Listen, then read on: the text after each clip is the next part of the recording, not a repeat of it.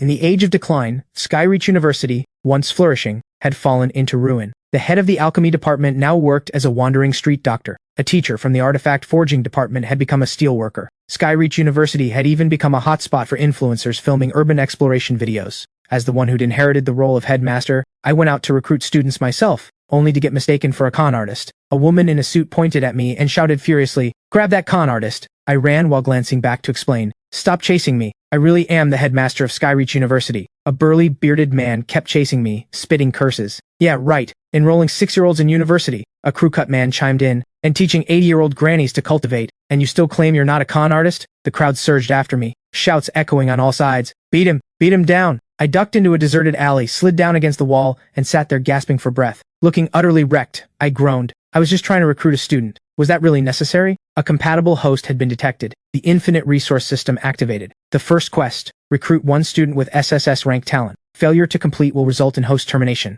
I couldn't help thinking, an SSS-rank student would need at least 500 spirit-gathering pills just to awaken their talent. And the pills they'd need after that would be a bottomless pit. I swallowed hard, my fear curdling into anger. The Talent Cultivation Bureau only handed out 20 spirit-gathering pills a year. Forget about one university. Even all of Dragon City's resources combined couldn't support that. Furious, I stood up and clenched my fists. "You damn system, are you here just to get me killed?" The system panel flickered, and a line of bold text popped up. Quest reward, unlimited spirit-gathering pills upon completion. My mood did a complete 180 in an instant. Spirit-gathering pills, priceless to everyone else. I had an infinite supply. An SS-rank talent no one else could afford was waiting for me. Your savior had arrived. I couldn't help laughing out loud, already picturing a bright future. Sometime later, Dragon City's 4 great universities held their joint recruitment ceremony. Streamers filled the air as students cheered with excitement. The spectacle left the incoming freshmen awestruck, staring up in silence, unable to snap out of it. "Please welcome our esteemed headmasters." Headmaster Marcus Voss of Halcyon University stepped up, muscles rippling,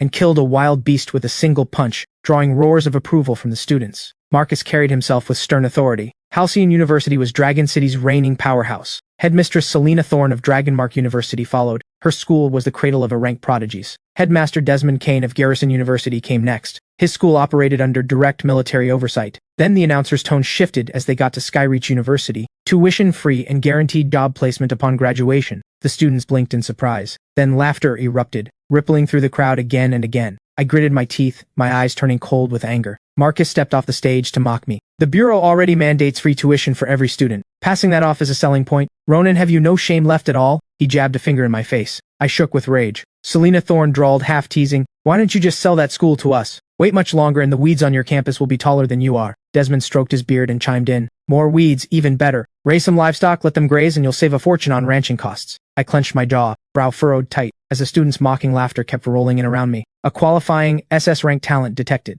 Name, Caleb Rhodes. Talent tier, SSS. Caleb stood out among the students in their gleaming uniforms, utterly out of place. Grant Rhodes walked over and deliberately stomped on Caleb's foot. He sneered, "Got a problem with that?" The moment Caleb looked up, Grant's slap landed across his face. Grant said arrogantly, "I'm Dragonmark's prodigy, the future of the Rhodes family. Even your own fiancée sees me as her dream man. What do you have to fight me with?" Caleb clenched his fists in fury, nails digging into his palms, but he kept his head down. He didn't talk back, didn't look up at anyone. Profile young master of the Rhodes family, one of Dragon City's 4 great clans, abandoned by his family due to his SS-rank talent, to give his paralyzed sister a better life. He agreed a year ago to marry the simple-minded young lady of the Hale family on the Rhodes family's behalf. Once Prudence Hale regained her wits, she looked down on Caleb's talent and the two began living apart. Caleb currently works screwing bolts in an illegal sweatshop. Grant burst into smug laughter. I walked up behind Grant and cracked him on the head, sending him staggering forward. Caleb startled, and the onlooking students looked equally confused. Grant winced in pain, clutching his head. He spun around and swung a punch at me. The force of it flapped my coat open, revealing my nameplate. Grant's anger instantly turned to shock. Grant pointed at me accusingly.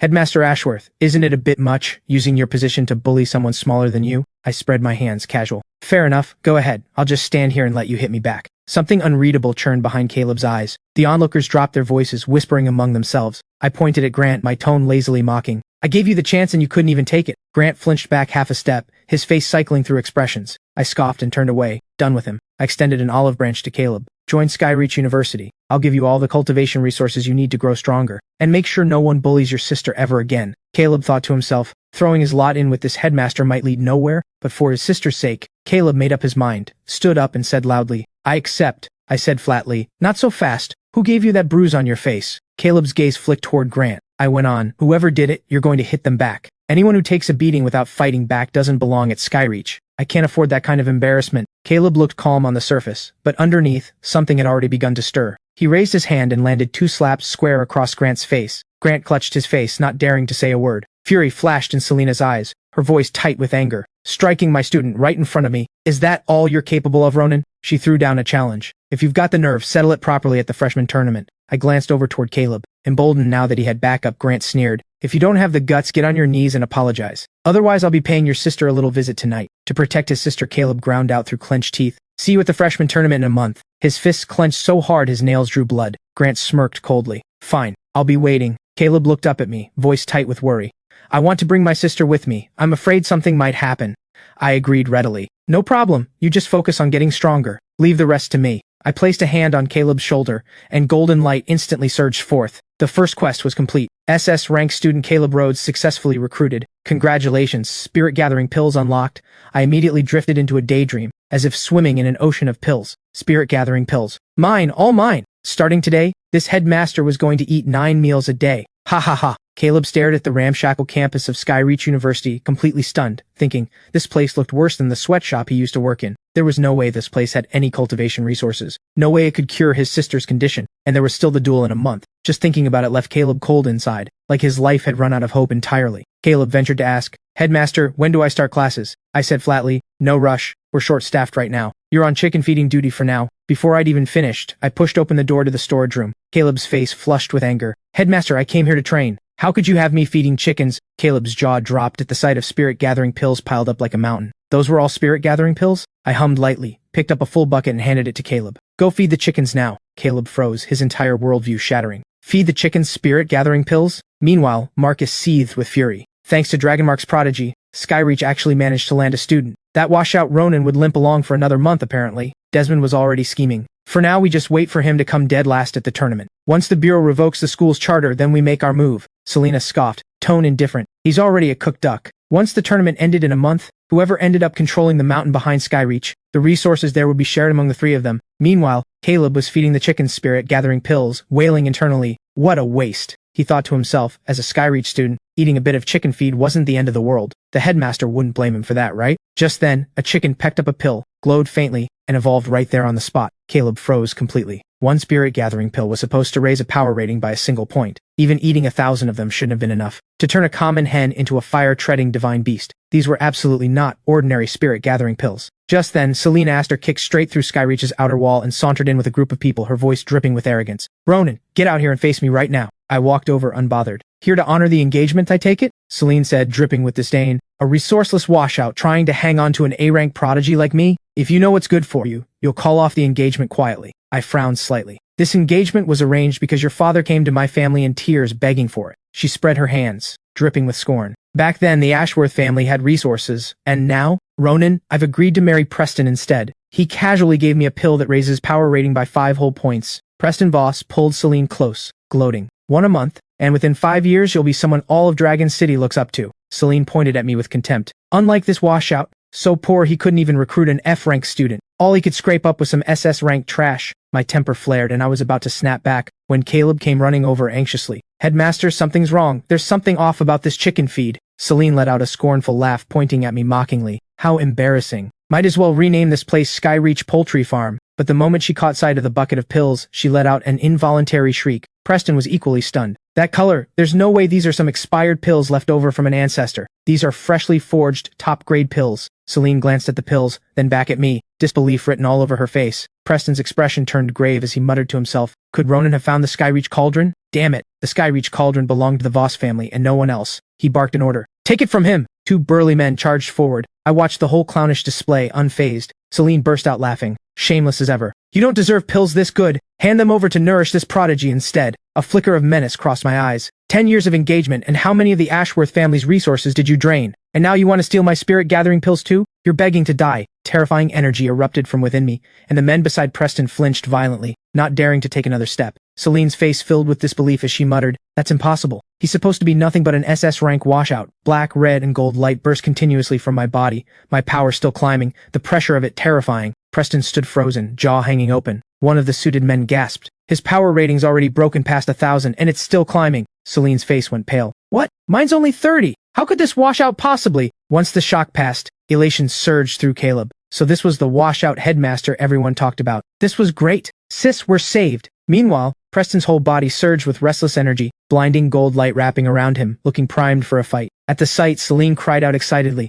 Preston, you're so brave! I chose the right man after all. Instead, Preston dropped straight to his knees, wailing, Headmaster Ashworth, for my father's sake, since he's a headmaster too, please spare this worthless life of mine. Celine stared at Preston's groveling, utterly dumbfounded. Sweat poured down Preston's face as he thought frantically this washout's power rating had actually broken 1,000. No point being a hero when you're outmatched. Better to just... I had no intention of letting him off. I threw a single punch that sent Preston flying, and he crashed hard into a pile of rubble. Celine's expression flipped instantly in fear. It was all Preston's doing. I forced myself. I've always loved you truly. I couldn't be bothered to listen to her nonsense. I just planted my foot on her face and pressed down, slowly. Whether she loved me or loved the pills, I could tell the difference just fine. Since she'd come all this way, she might as well stay. Time to die. Just then, a fly in the corner suddenly transformed into a man. It was none other than Victor Corwin, the director from Halcyon University. Young Master Voss, don't panic, I'm here to help. Sprawled on the ground, Preston's confidence surged instantly, and he shouted with borrowed bravado, Victor, perfect timing! Take that bastard Ronan down for me.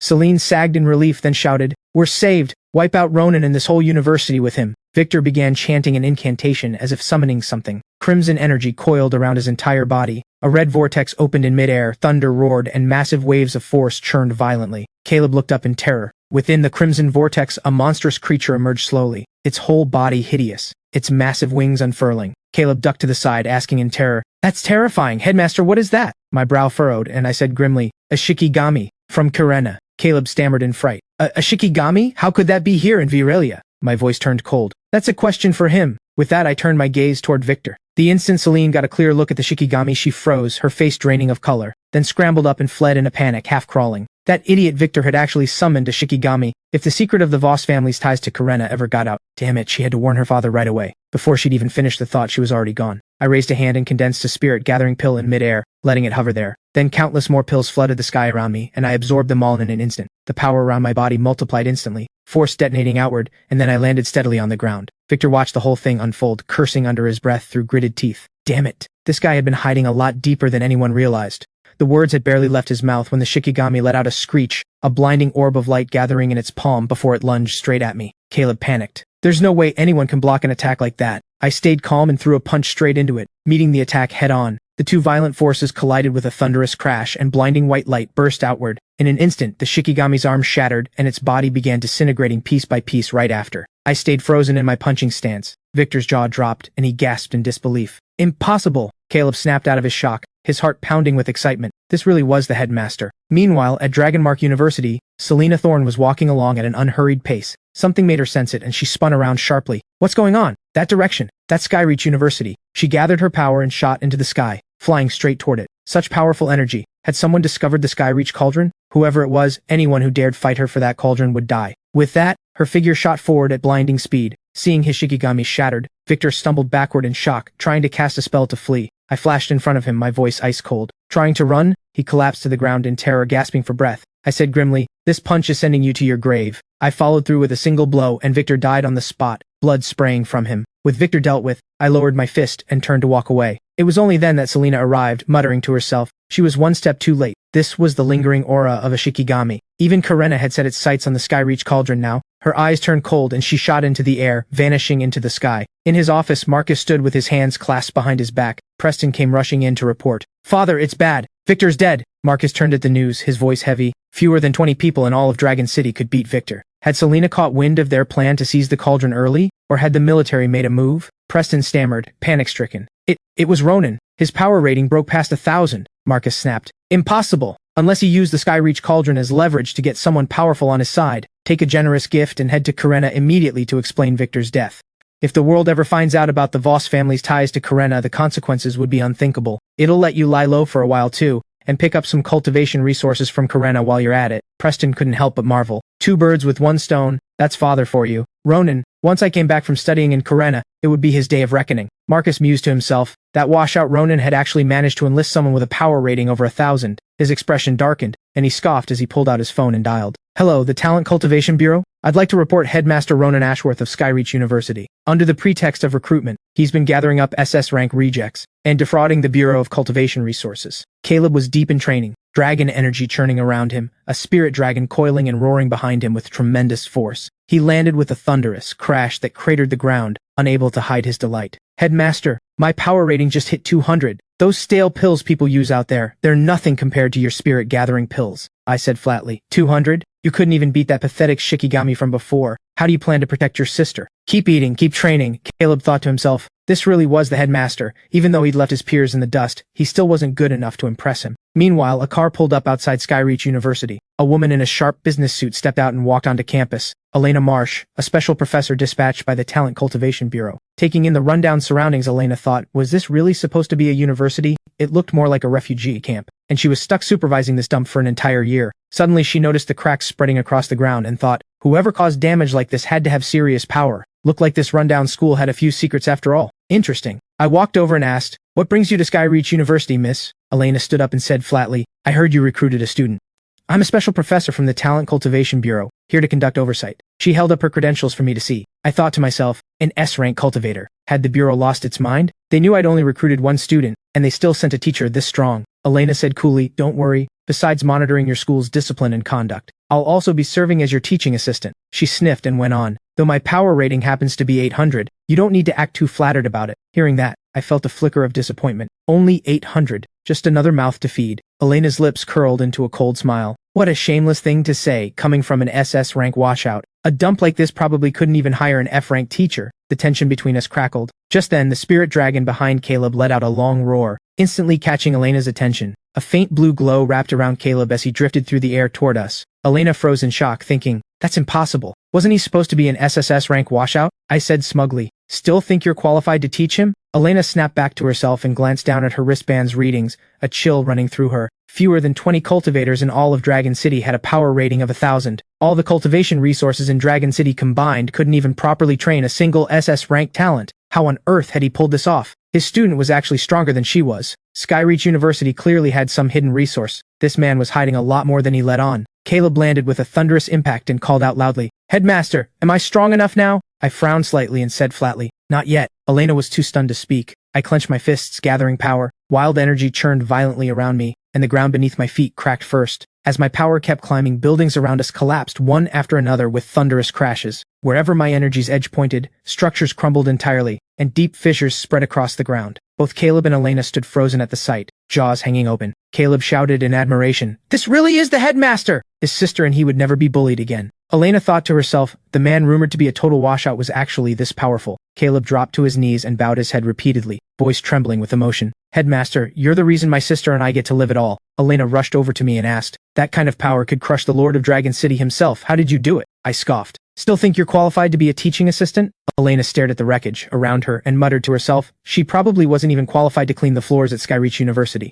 I patted Elena's shoulder and said slowly, that said, I've decided to keep you on. Elena turned puzzled. Why? I answered sincerely, because you're gorgeous. Elena was clearly caught off guard and stammered, gorgeous? I chuckled and went on, your salary's going to be spirit-gathering pills for now. With that, I tossed her one. Elena stared at the pill in her hand, stunned. You've got to be kidding. Even the director of the Dragon City Bureau only made one 200-year-old expired pill a month. She'd have been fine settling for a 300-year-old one, honestly. Caleb put his hands on his hips, chest puffed out with pride. Professor Marsh, are you underestimating Skyreach University? This is just chicken feed around here, ha ha ha. Elena blinked in confusion and murmured, chicken feed? I casually tossed Elena a bag. The moment she opened it a crack, golden light blazed out, forcing her eyes shut. When she finally opened it all the way, the bag was packed full of spirit-gathering pills, and her eyes went wide as saucers. That glow, that spiritual energy, these had to be freshly forged pills. My God, she asked baffled, don't tell me you made all of these yourself. Are you the reincarnation of the legendary alchemy sovereign? Hearing that, Caleb was floored too. The alchemy sovereign? The founder of the art of alchemy, from before the age of decline, that legendary figure. My God. I rubbed my chin thinking, the alchemy sovereign? What alchemy sovereign? What were they imagining now? Explaining the system would be way more trouble. Might as well play along as the so-called sovereign. With that thought, I admitted it graciously. You've caught me. That's right. I'm the alchemy sovereign reborn. Elena clapped a hand over her mouth in shock, thinking, ever since spiritual energy collapsed at the start of the age of decline, no one had known real alchemy in 500 years. Anyone who could was a national treasure. She asked, confused, Why would you tell me something this important? I brushed my hair back, my tone playful. When you like someone, you don't hold anything back from her. Elena's heart soared instantly, her face turning apple red. The alchemy sovereign liked her? Caleb showered on the praise without restraint. This really is the headmaster. Endless resources, unmatched cultivation, and smooth as anything when it comes to charming women too. Headmaster, you'll always be my hero. I said softly. Professor Marsh, let's head to my office and go over your new assignment in detail. Elena nodded in agreement, but the moment she stepped into the office, she couldn't help thinking, what a wreck this place was.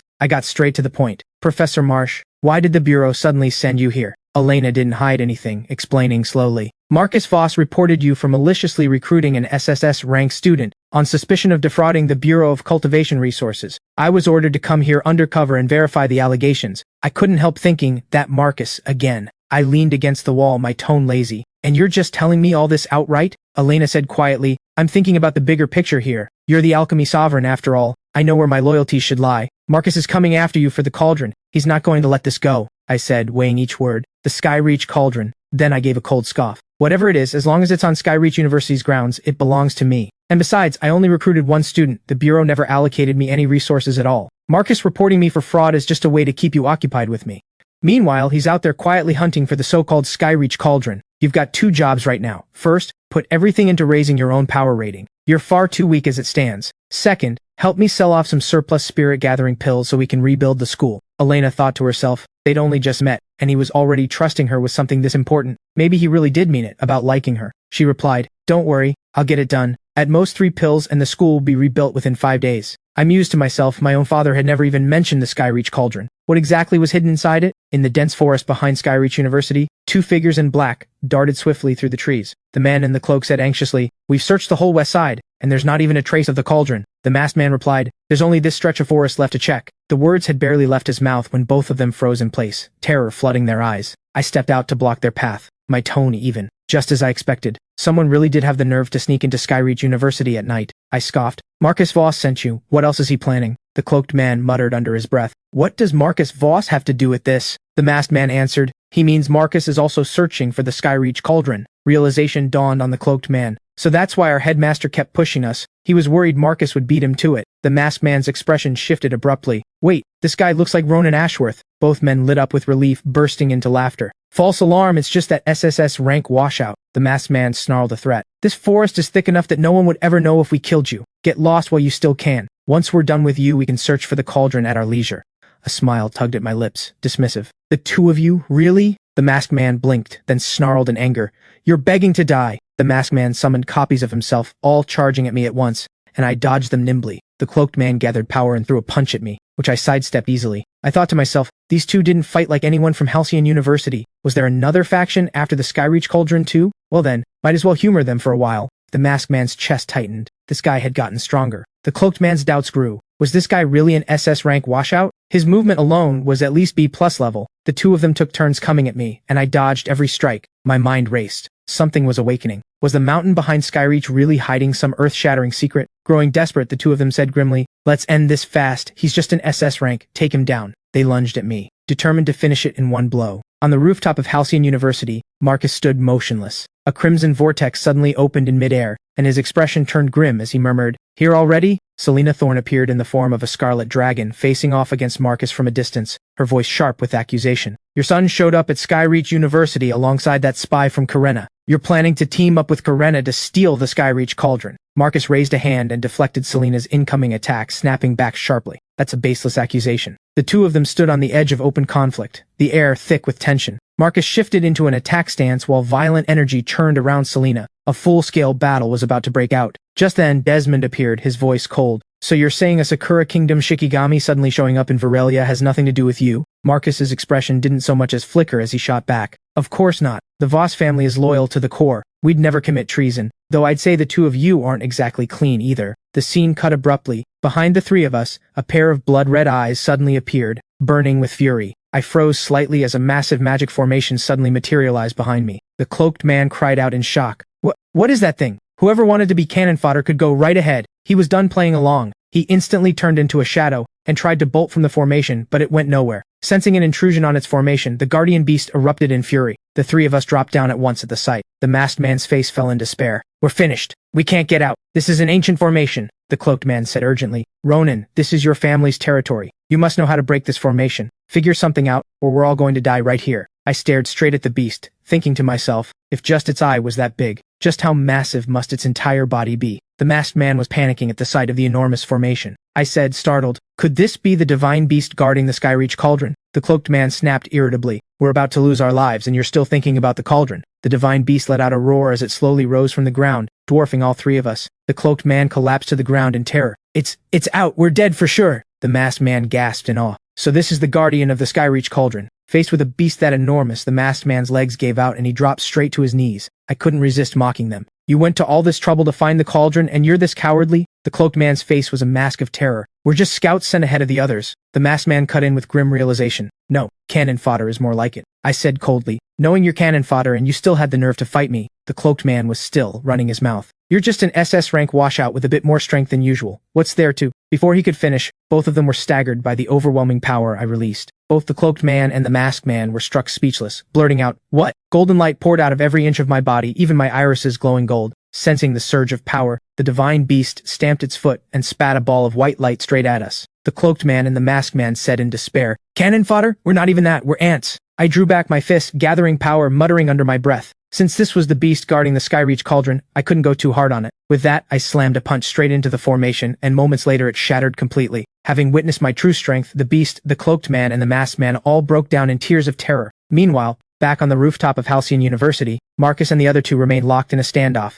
none of them willing to back down first. Just then, the shockwave from my earlier blow caught everyone's attention, and all three turned their gaze toward the distance. Marcus said puzzled, what's going on? Could that surge of power mean the Skyreach cauldron had surfaced? All three sensed something was off and, without a word, shot off toward the source of the disturbance. Above Skyreach University, the thunderous crash of the shattering formation shook the ground with a deep rumble. Caleb threw open the door. That energy, that's the headmaster, so powerful. Elena inside the room saw it too and gasped. Ronan, no, alchemy sovereign, just how much power are you hiding? The divine beast nuzzled affectionately against my foot, and I said flatly, fitting, for a beast the Ashworth family left behind to guard the cauldron. Good creature. The masked man's eyes darted around in shock, his voice barely containing his panic. Just one strike? The cloaked man's face was frozen in terror. This is his real strength? Sweat drenched his forehead in fear. After a glance at the masked man, he rushed forward and stood before me. The two of them dropped to their knees with a thud, crying out, Headmaster Ashworth, please spare us. The masked man came clean. Desmond Kane sent me. The cloaked man confessed everything too. I was sent by Headmistress Thorne. I scoffed, thinking to myself, so all three of the other universities had a hand in this. Fine then. I'd deal with all of them at once, and settle the score for the insults leveled at Skyreach University. They swallowed hard, involuntarily, though their pounding hearts eased just slightly. Suddenly, a vast wave of energy swept over the area, and a figure slowly appeared, white-haired, dressed in rich, regal robes. I asked, puzzled, who are you? The cloaked man beside me blurted out in shock.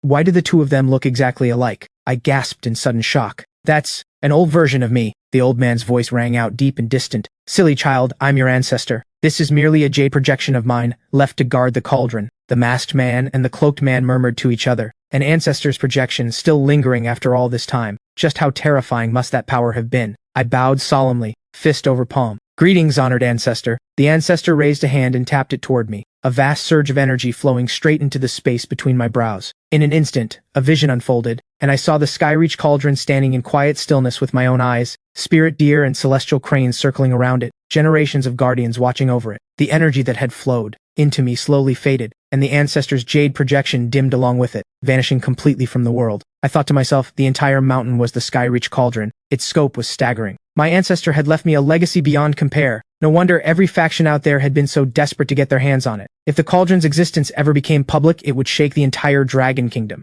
Every faction would come flooding in, and open conflict would be unavoidable. That wouldn't do the university's reconstruction any favors. Still, with an endless supply of spirit gathering pills at my disposal, there was no rush to actually activate the cauldron. The masked man spoke up. Headmaster, can I transfer schools? I murmured, transfer schools? The cloaked man chimed in urgently. Me too. If I go back having failed my mission, Headmistress Thorne will never let it go. The two of them said in unison, fawning shamelessly. Besides, Skyreach University is clearly the #1 university in Dragon City. My eyes widened at that. #1 in Dragon City? Then I burst out laughing. Well said. Skyreach University will absolutely reclaim its place at the top of Dragon City. The divine beast let out a roar of agreement alongside me. Marcus, Desmond, and Selena arrived in a rush, only to find they'd been one step too late once again. Selena asked, confused. If that wasn't the Skyreach cauldron surfacing, then what was that overwhelming energy we sensed? Desmond said flatly. Have we really missed something again? Marcus mused aloud. Perhaps some ancient hidden seal loosened, letting a thread of the cauldron's spiritual energy escape. There was no way that washout Ronan had found the Skyreach cauldron himself,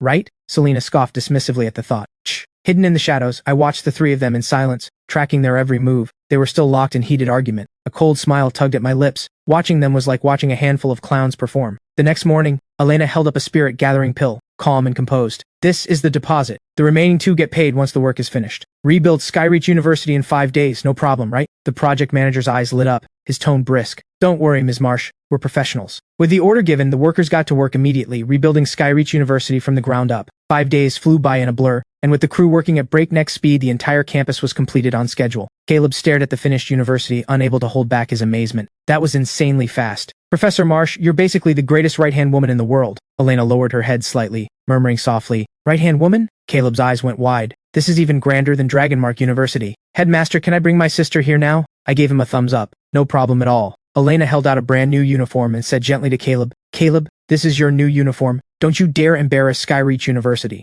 Caleb reached out and took the uniform, his face lit with joy, and answered solemnly, never. In the Rhodes family courtyard, Grant tormented Caleb's sister without restraint. Even feeding you spoiled food is a waste of grain. And you've got the nerve to eye the dog's food? A servant nearby scrambled to flatter him. Young master, she still holds out hope that washout Caleb will come save her. Grant sneered, dripping with arrogance. With Headmistress Thorne backing me, forget that washout. The freshman tournament crown is already as good as mine. Lily, covered in stains and bruises, clapped her hands over her ears, tears welling up, refusing to listen. Grant scoffed. Caleb actually thinks he can turn his life around with that washout headmaster from Skyreach. If he ever dares show his face here again, I'll break both his legs right in front of you. Just then, a servant came running to report. Young master, Headmaster Ronan Ashworth and Caleb are here. Grant's face went blank with shock. What? Hope flared in Lily's eyes. What? Brother! Grant burst into wild laughter. Perfect timing. Caleb clenched his fist, gathered power, and shattered the glass in front of him with a single punch. He walked slowly toward Grant, fury in his voice. Give my sister back. Grant yanked Lily's hair and jabbed a finger at Caleb, sneering. Bringing your washout headmaster and still daring to show up here? Caleb, your cultivation's trash and your brain's even worse. Caleb's eyes burned crimson, rage boiling over. I'm going to kill you. Lily let out a scream of pain as her hair was yanked hard.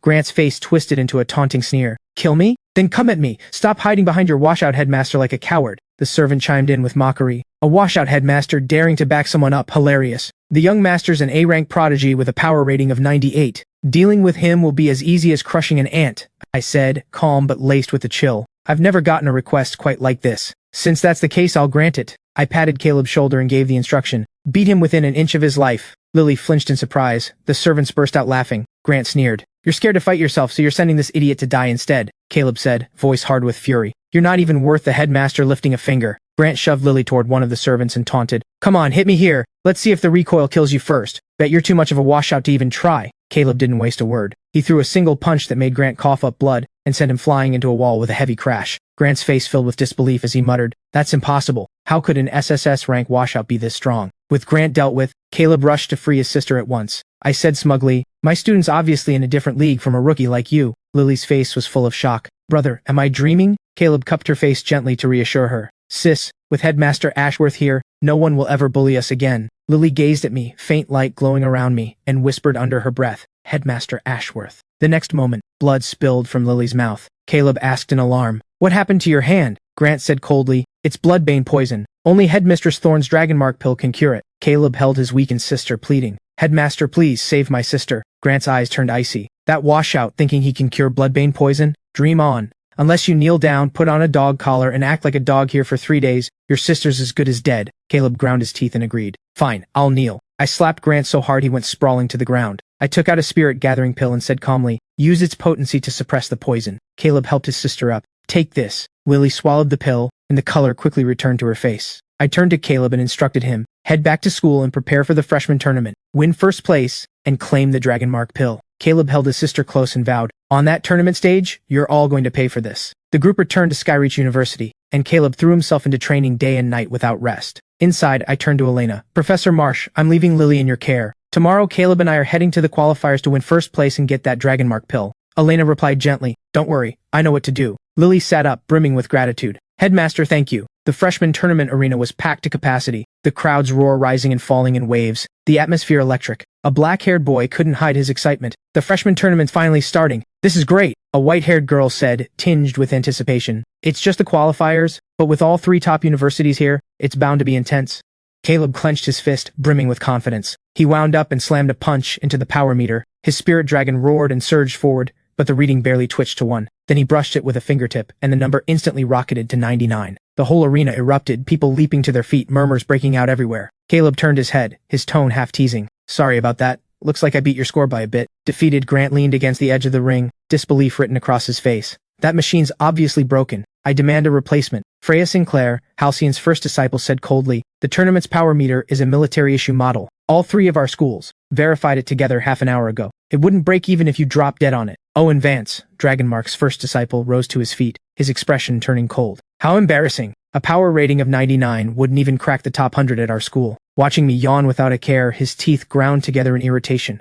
The staff carefully wheeled the power meter off the field. Owen seethed with hatred. If we don't take Caleb down, all three of our schools will lose face. Silas Bramwell, Garrison's first disciple, said indifferently. A rating of 99. He must have eaten something, but a scrawny chicken doesn't become a phoenix. Freya glanced at the Halcyon students. Who's going up next? Prudence pushed through the crowd and called out loudly. I'll go. Freya let out a light laugh and walked slowly toward Prudence, her voice calm but laced with a chill. Never mind, go easy on him. Just break Caleb's limbs, nothing more. She glanced at me, muttering to herself. Time he learned what happened to people who ignored them. Prudence's figure flickered and she instantly appeared on the stage, sending a ripple through the whole arena. She pointed straight at Caleb, her voice sharp with rebuke. Hurt Grant and cost him the championship, and you're a dead man. Caleb stared at Prudence, memories from the past flooding back. Back when Prudence's mind had been clouded, lying in a hospital bed, Grant had mocked him in front of everyone. Marrying into the Hale family to be some fool's husband. That must be the one good deed you did in a past life. Once Prudence recovered, she'd stuck by Grant's side day and night, treating Caleb like he didn't exist. She'd said coldly, my husband can only be a talent like Grant. Not a washout like you, SS rank or not. Now get lost. At the recruitment ceremony, Grant had deliberately stepped on his foot, sneering, asking if he had a problem with it. The moment he'd looked up, Grant's palm had already struck him across the face. The memories faded, and Caleb's fighting spirit surged. The clash between the two of them was about to begin. A woman in purple, wearing special glasses, gasped. Power rating 128, and she's awakened an ice affinity too. No wonder she's an A-rank prodigy. Beyond belief. The short-haired man beside her chimed in. The entire Hale family's resources have been poured into her. 1 month for her is worth 10 years of grinding for anyone else. Caleb's finished, Prudence said venomously. Just thinking of you as my husband makes me sick. Before she'd even finished speaking, she launched the first attack, and the entire arena froze over. Ice crept up Caleb's body from his feet to his head, slowly sealing him in. A flicker of killing intent crossed Prudence's eyes. Only your death can restore my reputation. She condensed 3 ice shards, suspending them above Caleb's head. Freya leaned against the railing, gloating. This is what it means to be Halcyon University, the true ruler of Dragon City, Owen said quietly. Caleb's about to die, and Skyreach is finished with him, and their headmaster's still asleep somewhere. What a washout. In the audience, Damian Rhodes stood up, seething with fury. Prudence! Kill that washout and avenge Grant. Prudence raised her hand and let the ice shards fall, driving straight toward Caleb's chest. Up in the stands, Silas, Owen, and Freya all wore matching looks of satisfaction. Prudence, certain the outcome was already decided, burst into laughter. I took in the whole scene, a faint smile tugging at the corner of my mouth. The fear on Caleb's face vanished in an instant, replaced by a grin. It had all been an act. The ice encasing him melted away in a heartbeat. Prudence's expression shifted abruptly, and she scrambled backward in a panic. Freya nearly toppled over the stand railing in shock, scrambling up and gasping, "What?" Beside her, Damian's jaw dropped, frozen in place, unable to get a word out. Owen's face twisted with disbelief as he murmured, What was that?" I yawned, stretched, and rubbed my temples, thoroughly bored. Caleb struck back without warning, his spirit dragon roaring as it coiled around Prudence and swallowed her whole. Prudence screamed furiously, "Let go of me!" Caleb scoffed and swept a hand out, sending her flying off the stage. Prudence crashed hard onto the ground outside the ring. Caleb said flatly, "For the sake of the 1 year your family fed me properly, I won't hurt you." Prudence pounded the ground in fury, malice burning in her eyes. "How dare you humiliate me? I will never let this go." A long-haired woman said, "I thought Prudence was already the strongest prodigy out there. I never imagined someone could top her." The old man beside her voiced his doubt.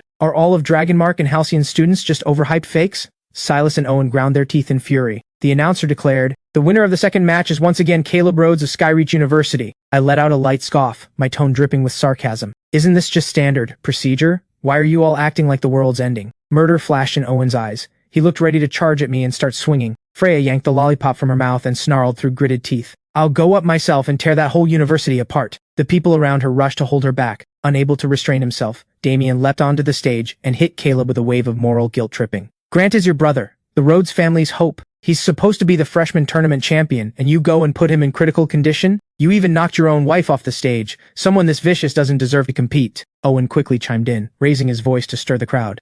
The Rhodes patriarch is right. A man with no virtue is no true cultivator. I move to disqualify Caleb from the tournament. Down below, a crowd of Halcyon students shouted in unison, the wave of noise crashing over everything. No virtue, no honor, disqualify him. Fury boiled in Caleb, his teeth grinding as he calculated. Without the right to compete, he couldn't win the Dragon Mark pill. His sister would just have to wait to die. Silas jumped onto the railing and shouted at me. Headmaster, your student critically injured his own brother and pushed aside his fiancée. Even his own father says his character is rotten. He doesn't deserve to be in this tournament. Freya crushed the railing with a single grip, her voice hard. All three of our schools jointly moved to disqualify Caleb. Damien snapped irritably. You washout, you dare hurt my precious son? I'll make sure you rot right here. I stood and stepped onto the stage, my voice cold as I struck back. You let your adopted son bully Caleb and humiliate Lily, made her sleep in a doghouse and eat scraps, and now you want to lecture me about morals? A brown-haired woman's face filled with shock. What? A father actually did that to his own kids? A man in a suit commented furiously, treating a mediocre adopted son like a treasure and treating his own gifted son like trash.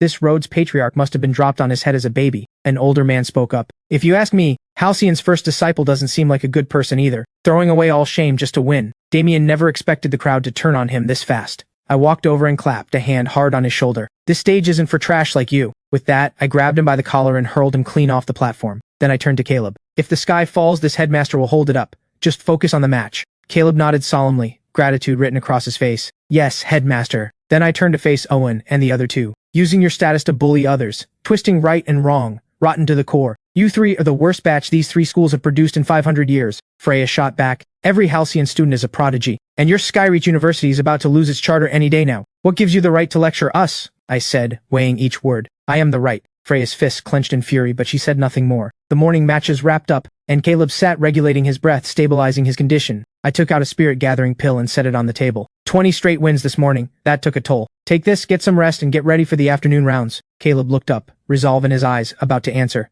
Headmaster, don't worry, I'll definitely. Before he could finish, both of them were drawn by a commotion next door. Freya swung her hand and slapped Nova Sorrel hard across the face, leaving a clear handprint. Tears sprang to Nova's eyes. Freya said coldly, You got kicked out and you still had the nerve to sneak into the roster? You're asking to die. Nova sobbed. I need the tournament's reward to save my grandmother, please. Freya scoffed, clearly not planning to let it go. Just then, I pushed the door open and walked in. A qualifying SS-rank talent had been detected. Name, Nova Sorrel. Talent tier, SS background. Nova had been born with prodigious strength, drawing envy, and Halcyon's first disciple Freya had crippled her cultivation. She wanted to enter the tournament and win the runner-up prize, the Spring Life Herb, to cure her grandmother's dementia. Her hidden SS-rank talent had now awakened. Quest, recruit Nova Sorrel. Reward, unlimited spirit stones upon completion. Failure to complete it would mean termination. Nova thought to herself, Grandma, I might never get to take care of you again. Just as Freya moved to strike, I caught her by the arm. She rounded on me, snapping, Ronan, you dare interfere in Halcyon University's business? I scoffed, ignored her completely, and turned to face Nova.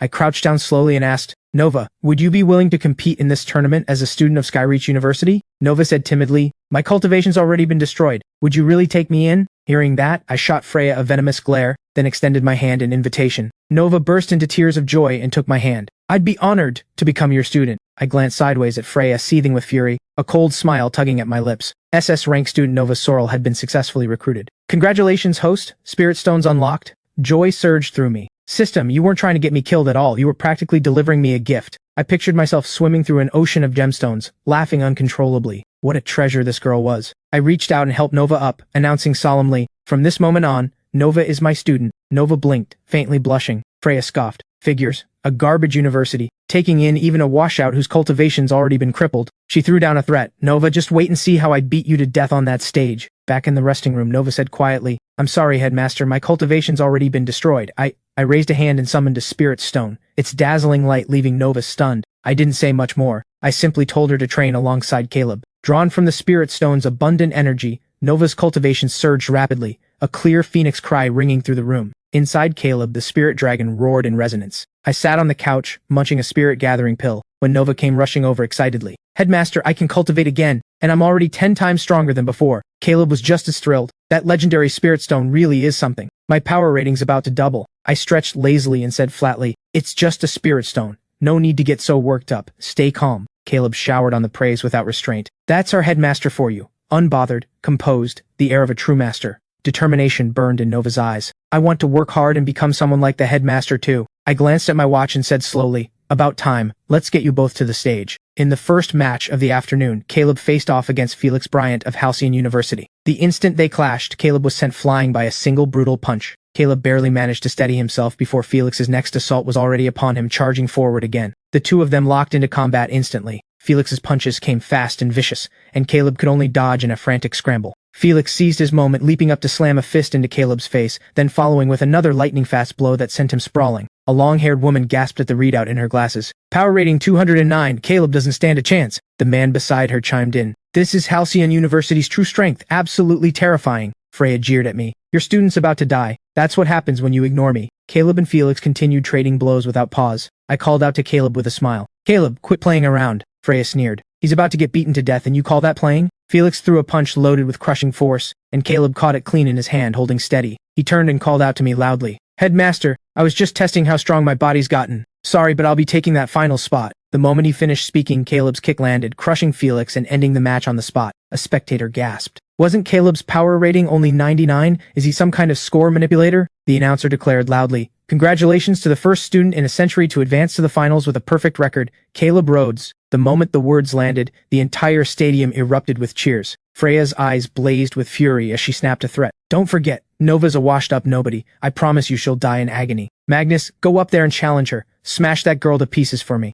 Magnus Stone, muscles coiled like ropes, smirked coldly and leapt onto the stage. The ground cratered the instant he landed. A spectator questioned it. Power rating 488, and this is a freshman? They're actually putting that little girl up against Magnus? Are they serious? Freya scoffed, contempt written all over her face. Little girl? She's just a washout who got kicked out of Halcyon University. The crowd murmured to each other. A washout. That's basically sending her to her death. I can't even watch this. I said flatly. Go on. Show them what it means to have never seen past the bottom of a well. Fearless, Nova walked calmly onto the stage, striding straight up to Magnus. Owen jeered. Headmaster Ashworth, did a gym teacher teach you your vocabulary? You don't even understand what washout means, Silas said with veiled malice. Don't insult gym teachers. This one's clearly self-taught and being useless. Ha ha ha. Magnus smirked and slammed a fist into the ground, sending dust flying everywhere. Nova's expression didn't so much as flicker. A brown-haired man gasped. Is that even human? That's basically a giant beast wearing a person's shape. Freya strolled forward, her voice mocking. Watching a student get smashed to pieces, blood and gore everywhere. Doesn't that get you excited? A scene this brutal is exactly what makes it worth watching. Silas and Owen exchanged a smile, and I couldn't help but let a smile tug at my lips too. Magnus's iron fist came crashing down at Nova, and she instantly conjured a shield to block it. A phoenix of rebirth flared to life behind her. The phoenix's overwhelming force knocked Magnus back several steps. The moment he steadied himself, he charged forward again, attacking with brutal ferocity. Nova stayed composed, gracefully sidestepping his crushing blow. Facing Magnus's relentless barrage of punches, she gathered all her strength. The phantom phoenix let out a piercing cry, blazing spiritual energy surging forward. It instantly wrapped around Magnus, hoisting him into the air and slamming him down hard onto the stage, then hauling him back up again. Nova gasped in alarm. Wait, he's going to crush someone. She quickly redirected her energy, steering the phoenix to bring Magnus back to the center of the ring. Magnus staggered to his feet, turning to look at Nova, disbelief etched across his face. The announcer declared loudly, "The winner! Nova Sorrel of Skyreach University!" Applause thundered through the arena. Freya trembled with fury, rounding on me. This is impossible. What exactly did you do to her? I scoffed and said flatly, the world of true talent isn't something you'd understand. Seeing Nova win, both Owen and Silas wore ugly expressions. Marcus strolled forward at an unhurried pace, looking pleased with himself. Caleb must be dead by now, surely. That washout Ronan, actually thinking he could turn his fortunes around with some SS-rank reject. What a joke. Just then, his smug smile froze, his jaw dropping as he stared at the giant advancement board over the arena. He roared, "Where's the official in charge? Is this advancement board just making things up?" Brilliant fireworks burst into the sky above the arena, celebrating the students who'd advanced. The whole crowd was electric with excitement, Desmond said, his tone dripping with sarcasm. The draw results are in. Congratulations. Your students are matched up against both of our first disciples, one after another. My expression stayed even. A rigged draw. The three of you don't even have any shame left, do you? Marcus dropped the pretense entirely. We didn't come after you during the qualifiers because we were preparing a much bigger gift for you. Your student dies today, and there's no escaping it for you either. The announcer declared, the draw is complete. The freshman tournament finals officially begin. First match, Nova Sorrel of Skyreach University versus Freya Sinclair of Halcyon University. An old man murmured with a sigh. That draw is way too convenient. Halcyon's clearly trying to get rid of Nova, a blue-haired woman said coldly. All three schools can't afford to lose,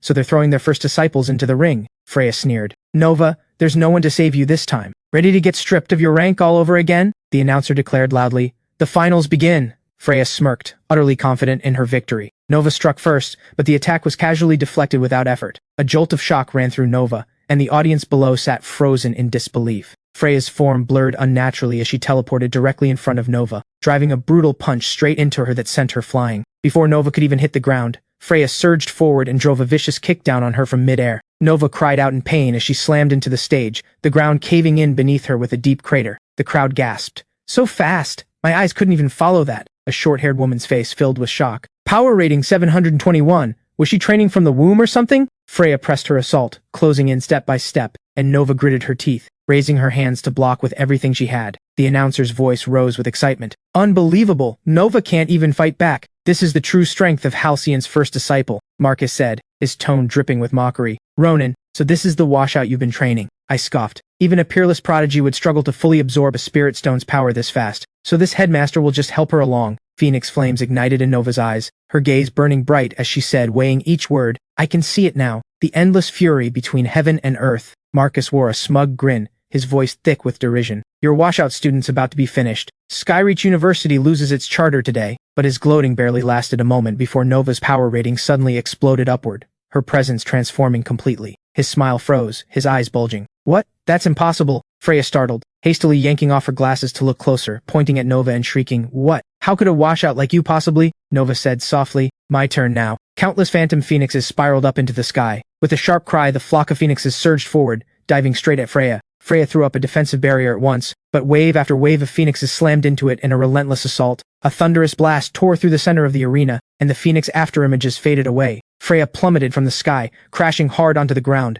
coughing up blood before losing consciousness. Marcus stood frozen, jaw hanging open in shock. I scoffed, my tone mocking. A first disciple knocked out in the first round. A first in 500 years. Congratulations, Marcus. Marcus looked ready to tear me apart with his bare hands. Selena and Desmond wore equally ugly expressions. I said coldly, A true prodigy's understanding of technique isn't something mediocrities like you would grasp. The announcer declared loudly, First match, victory to Nova Sorrel of Skyreach University. The crowd threw their arms up chanting, Skyreach, Skyreach, one step and you're on top. Nova broke into a genuine smile and waved. Thank you, headmaster. Desmond thought to himself, if even this girl fresh into the school was already this strong, what would Ronan have made of Caleb by now? He said slowly, For the next match, why not send Dragonmark's first disciple against Caleb? Selena smirked coldly. Desmond, don't tell me you're scared. Listening to their exchange, I thought coldly to myself, changing the matchups on the fly. Shameless, even for them. Desmond said, all seriousness, Selena, I'm thinking of the bigger picture here. You wouldn't disagree, would you? Besides, Dragonmark's the one with the most to lose here, Selena said flatly. Tearing down Skyreach's reputation with my own hands does have its appeal. Owen, you're up. Owen clasped his fist in salute. As you command, the announcer's voice rang out. Dragonmark's first disciple specializes in earth-type techniques, a perfect counter to Caleb's water affinity. Selena patted Marcus on the shoulder, smiling with ease. Don't worry, my student will avenge you, the announcer said, weighing each word. Second match, begin. Someone in the crowd questioned it. Wasn't the second match supposed to be Garrison's first disciple? How'd it turn into Dragonmark's? Strange. Caleb's water dragon and Owen's earth dragon brushed past each other in midair, clashing briefly. Owen said with contempt, An SS-rank piece of trash? Daring to fight me? Caleb refused to back down. It's Dragonmark that should be the one crawling off. A cold smile tugged at Owen's lips. Owen struck first, and his earth dragon sank its jaws viciously into Caleb's limbs, blood pouring out. The crowd frowned in shock. Power rating 734. Dragonmark's been hiding a lot more than anyone realized. A little girl said worried, Oh no, Caleb's limbs are caught. Owen kept his earth dragon pinning Caleb in place. Selena said smugly, See that? That's what a real prodigy looks like. Go collect your washout's body. I replied flatly, It's only just getting started. Caleb burst out laughing and swept a hand out. His water dragon flung the earth dragon aside in one motion. Owen said quietly, Forcing me to go all out is something to be proud of. Now die in peace. Then he burst into wild laughter, his power rating climbing steadily, his summoned earth dragon growing more monstrous by the second. The earth dragon let out a earth-shaking roar and charged straight at Caleb. The crowd murmured among themselves. Power rating 851. Dragonmark's first disciple was hiding even more than that. There's no way he can block that. Caleb's finished. Selena crossed her arms, brimming with confidence. First place belongs to Dragonmark. You're finished, Ronan, I said, weighing each word. Command the flow with water, break force with momentum, draw earth back to its origin, and let water swallow earth whole. Caleb murmured to himself. The headmaster was passing him a technique. He understood now. Selena's voice dripped with mockery. Chanting a spell, are you? Might as well recite a funeral rite. The sooner he dies, the sooner he's reborn. With that, she burst into laughter alongside Marcus. Caleb repeated the mantra silently. Command the flow with water, the highest realm. His water dragon's power surged, roaring at Owen and forcing him back several panicked steps. The water dragon coiled around Owen, trapping him, debris flying everywhere as the crowd gasped again and again. The water dragon's coils kept tightening, and Owen coughed up blood on the spot. Murmurs rippled endlessly through the crowd. I said grimly, "This is a first disciple? His training's a complete mess." Selena's face filled with disbelief. "Impossible. We're supposed to be the strongest here." Marcus stood frozen, unable to get a single word out. The announcer said, tinged with envy, "Headmaster Ashworth turned the tide again with just a few words. Congratulations to Caleb on his victory." Desmond mused to himself. Ronan had actually managed to train these washouts into something this strong. He must have opened the Skyreach cauldron and gotten his hands on its resources. They needed to take him out, right here. Seeing Marcus approach, Desmond leaned in and murmured something to him. A smile curled across Marcus's face at what he heard. Marcus immediately shot out a challenge. "Your students may be strong, but you're still a washout. If you've got the nerve, fight the three of us yourself. Win, and first place is yours. Lose, and you get out of Dragon City." Selena piled on the pressure. "A headmaster, and you're going to chicken out?" Desmond pressed further. "Got the guts or not? Give us a straight answer." A group of planted hecklers in the crowd led the chant. "Fight, fight, fight, no guts, get out." I said grimly, "Since when does a freshman tournament involve the headmasters fighting?" Marcus said coldly, "Starting today. If you refuse, all three of our schools will jointly change the rules, a free-for-all to decide the rankings. And your two students will get mobbed by 16 fighters at once. There won't be anything left of them." The crowd murmured with disgust. "All for first place. The three headmasters have completely lost all shame." The planted hecklers shouted louder. "A headmaster showdown, now that's exciting. Fight, fight, no guts, get out." I answered grimly, my cold gaze sweeping over the three of them. Marcus, Selena, and Desmond exchanged a smile, each of them scheming something different. I walked slowly onto the stage, facing off against the three of them from a distance. Marcus said with absolute certainty, "Ronan, you're a dead man today." Desmond stroked his beard, saying flatly, "Time to bring this farce to an end." An old man cried out in shock. "Their power ratings are all past 3,000. They've been hiding their true strength this whole time." A man in glasses gasped. "What? Then Headmaster Ashworth is good as dead." A woman in red said, fear in her voice. "Your headmaster's about to be finished, and you're still watching from the stands?" Caleb said, resolute. "I believe in the headmaster." Nova echoed him. "So do I." A man in white said coldly. "Bold words. Better start thinking about how you'll beg for mercy in a minute." The crowd's cheers thundered through the stadium, urging me on with everything they had. Selena, Desmond, and Marcus unleashed their power all at once, all three of them shooting into the air. A thunderous boom tore through the ground, and a massive crater opened up. A colossal kraken emerged from the pit. Its earth-shaking roar rolled out alongside the crash of thunder. The crowd screamed in panic. "Run!" Marcus said, his voice calm but laced with a chill. "You dying at a Shikigami's hands would just be an unfortunate accident, and us slaying it? That makes us heroes of Dragon City," I said evenly. "So you've been setting this up since the qualifiers." Marcus burst into triumphant laughter. "Wipeouts, Skyreach, become heroes, and get promoted to a second-tier school. 3 birds, 1 stone," Selena said without a shred of shame. "I'd originally planned to crush you myself, you washout. But who could really turn down the temptation of a promotion to second-tier status?" Desmond smirked coldly. "You should be thanking us. We're letting you go out in a blaze of glory." Marcus barked an order at the kraken. "Kill him!" The kraken bared its teeth and let out a screeching roar. Selena and Desmond watched with cold, gleeful smiles, waiting for me to fall. Instead, the kraken lashed out a tentacle and sent Marcus flying, slamming him straight through a wall. The kraken let out a wild, uncontrolled roar. Panic flashed across Selena's face.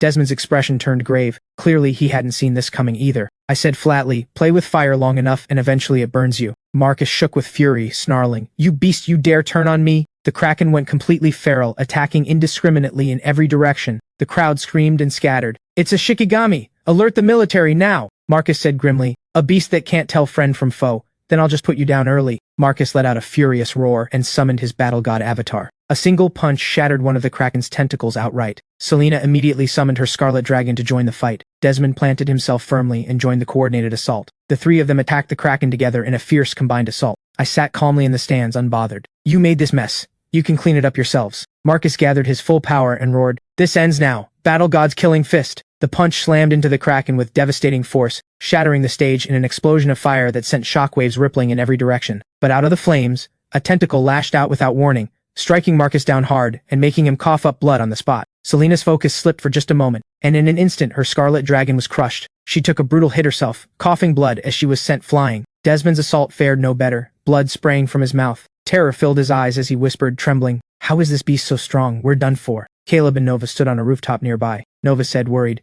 "This is terrifying. If that thing breaks loose, Dragon City's finished." Fury burned through Caleb. Those 3 old bastards, willing to drag all of Dragon City down with them just for their own gain. Realization suddenly dawned on him, and his face lit up. There's still one person who hasn't stepped in. He and Nova called out together, "Headmaster!" I waved a hand and stood up. Fine, for the sake of Dragon City's safety, this headmaster will grudgingly clean up your mess for you. Another girl hiding on a rooftop shouted, Headmaster Ashworth, run! Don't throw your life away! Marcus snarled furiously. Idiot! The three of us gave it everything and still couldn't handle this thing. You think you're qualified to join in? Desmond ground his teeth. Just let the fool throw his life away. I walked calmly toward the Kraken without a flicker of fear. Sensing me approach, it let out an earth-shaking roar. A man in black said, He's throwing his life away. A short-haired woman said, confused. Even the three headmasters together couldn't beat that Shikigami. And this washout headmaster thinks he can face it alone? A woman in black murmured, At least he's got the courage to face it. The Kraken's tentacle struck me square in the chest. I glanced down, my expression darkening. You just dirtied a suit I bought recently. I stepped back half a pace, then threw a sudden punch. The Kraken shrieked in pain.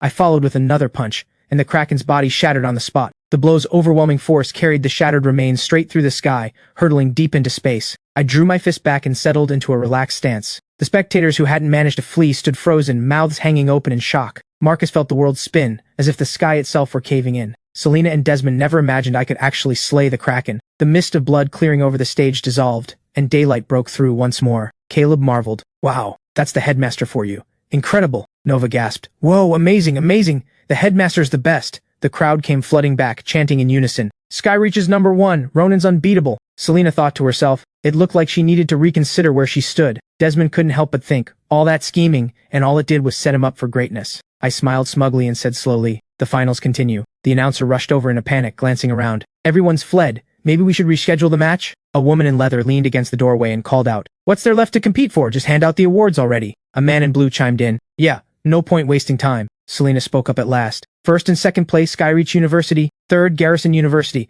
What do you think, Headmaster Ashworth? I thought to myself, oh? Was Selena trying to make peace with me now? Marcus ground his teeth in fury, but there was nothing he could do about it. The announcer declared loudly, The tournament is over. First and second place both go to Skyreach University. Nova jumped for joy. Yes, Grandma's going to be okay. Caleb couldn't hide his excitement. My sister's poison can finally be cured. Military aircraft hovered overhead as a large contingent of armed soldiers rappelled down. A convoy of armored vehicles arrived at the same time. A door opened, and General Titus Reed stepped out, walking forward with an air of quiet, commanding authority. Desmond put on a fawning smile. General Reed, what brings you here in person? Marcus hurried forward to add, Don't worry, General. We took care of the Shikigami ourselves. General Reed ignored them both, walked a few more steps, and stopped, his gaze fixed on me. The fawning smiles on Marcus and Desmond's faces froze in place. General Reed saluted and said gravely, Headmaster Ashworth, thank you for slaying that Shikigami and saving all of Dragon City. The other soldiers saluted me as well. I said flatly, Protecting Dragon City is everyone's duty. No need to make such a fuss over it. Marcus cursed under his breath. All of this should have been his. A soldier came rushing over. Reporting, General, we found traces of 100,000 pills detonating underground. That blast is what unleashed the Shikigami.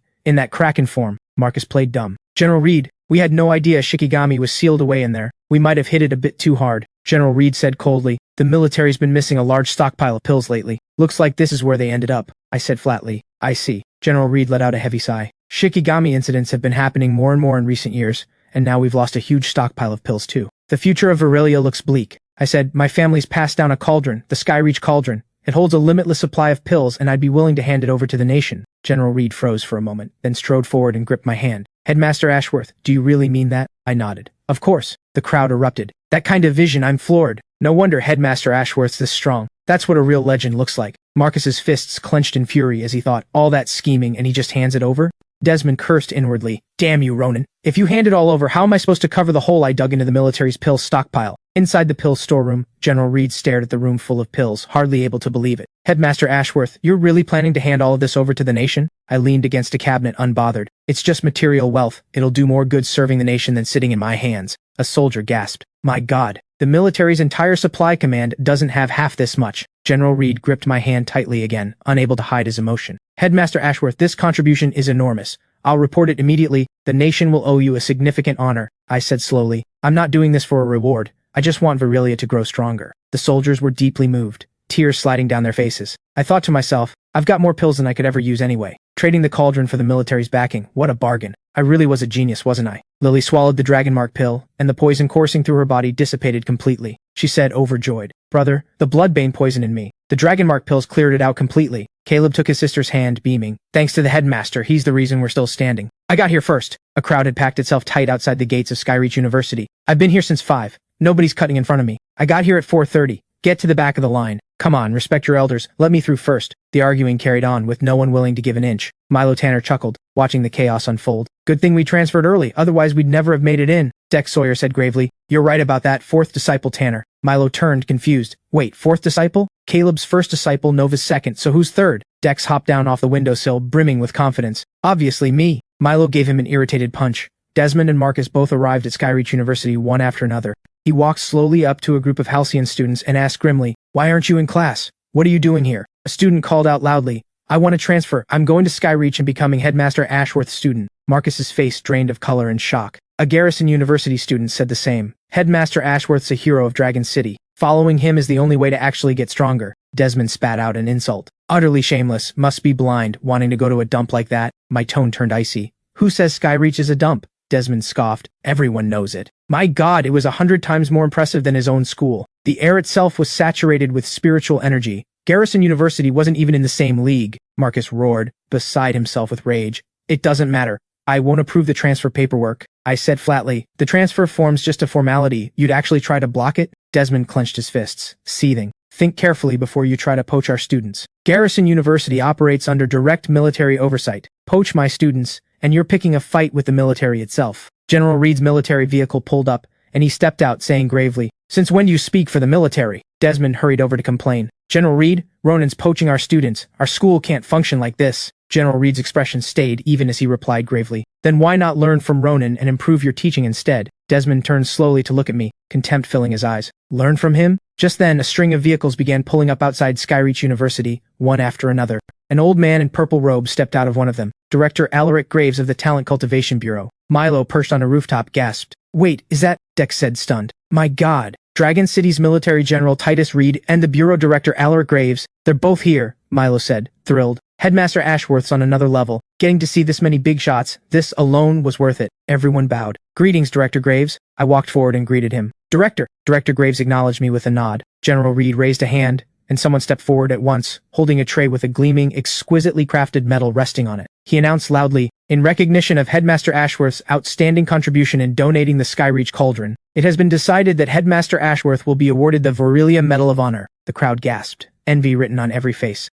Elena felt genuinely happy for me too. The crowd erupted into a chorus of astonished murmurs. Marcus stood frozen in shock, his face twisted with fury.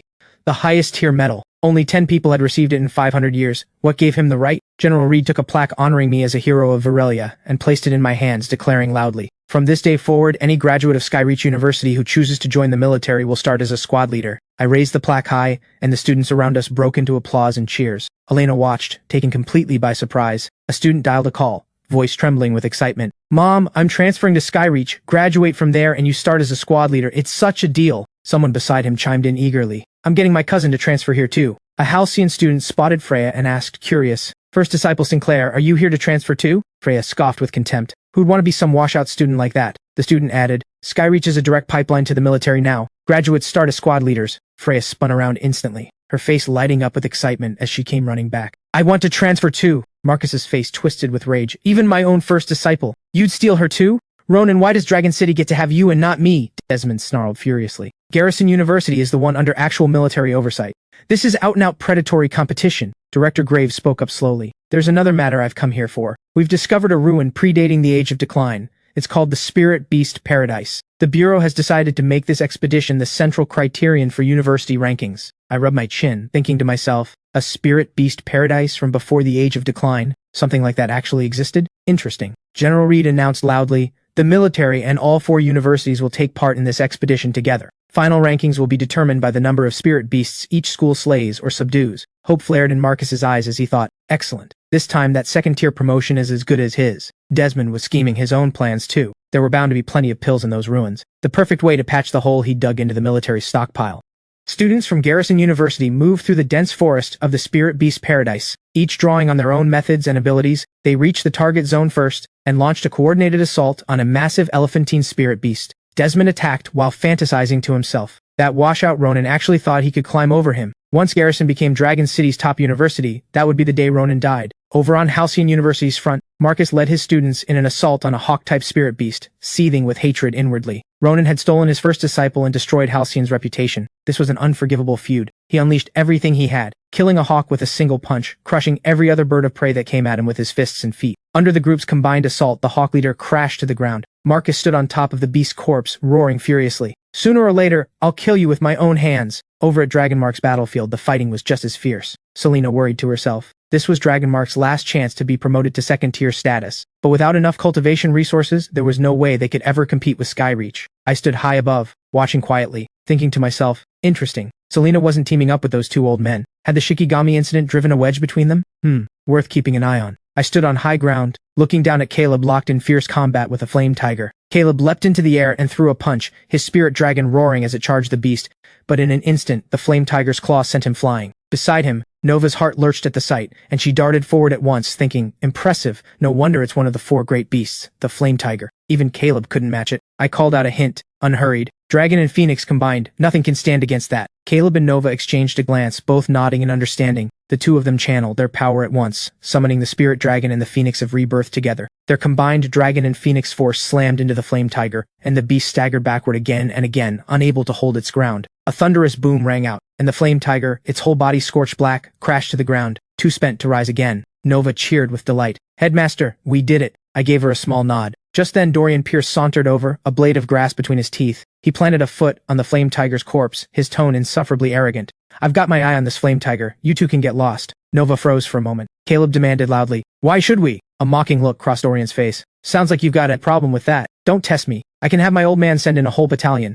and have you two washouts fed to the beasts along with him. Without the military's backing, Skyreach University's nothing but a stray dog on the side of the road. Fear crossed Caleb's face as he thought, this guy's actually the son of some military bigwig, Dorian said arrogantly. Even Ronan would have to bow and scrape in front of him. The words had barely left his mouth when I leapt down from the high ground, landing and rising to my full height with an easy stride. Dorian's face was full of arrogance as he called out, Ronan, perfect timing. Have your washout students carry that flame tiger back for me, and go kill a few more so I've got something to pad my kill count with. Or else, my gaze turned cold, my voice dropping. Or else what? Dorian sneered a threat. Or else I'll put in a few kind words with the military. Have that medal and certificate of yours revoked, and make sure Skyreach University regrets it dearly. My tone stayed calm, but a chill ran beneath it. You? Really? Before he could respond, I swung my fist and slammed it into Dorian's face. He let out a cry of pain, blood streaming down his cheek. He was sent flying several meters backward, crashing hard into a rock wall. Caleb and Nova stared, jaws dropping in shock. Humiliated and furious, Dorian shrieked, Ronan, you dare hit me? I've got the whole military behind me. I walked forward slowly, planted a foot on his face and sneered coldly. A piece of trash like you, claiming to speak for the military? I could wipe you out right here and now. The words had barely left my mouth when I kicked him again, sending him crashing into the wall and sprawling on the ground. Dorian thought to himself, this guy wasn't even afraid of the military. Could it be that donating the cauldron wasn't about currying favor with them at all? He begged for mercy over and over. Headmaster Ashworth, it was all a misunderstanding, please. Forgive a fool his ignorance. Just then Desmond arrived, pointing at me furiously. Ronan, you dare hit my first disciple from Garrison? He's the son of a major general in the military.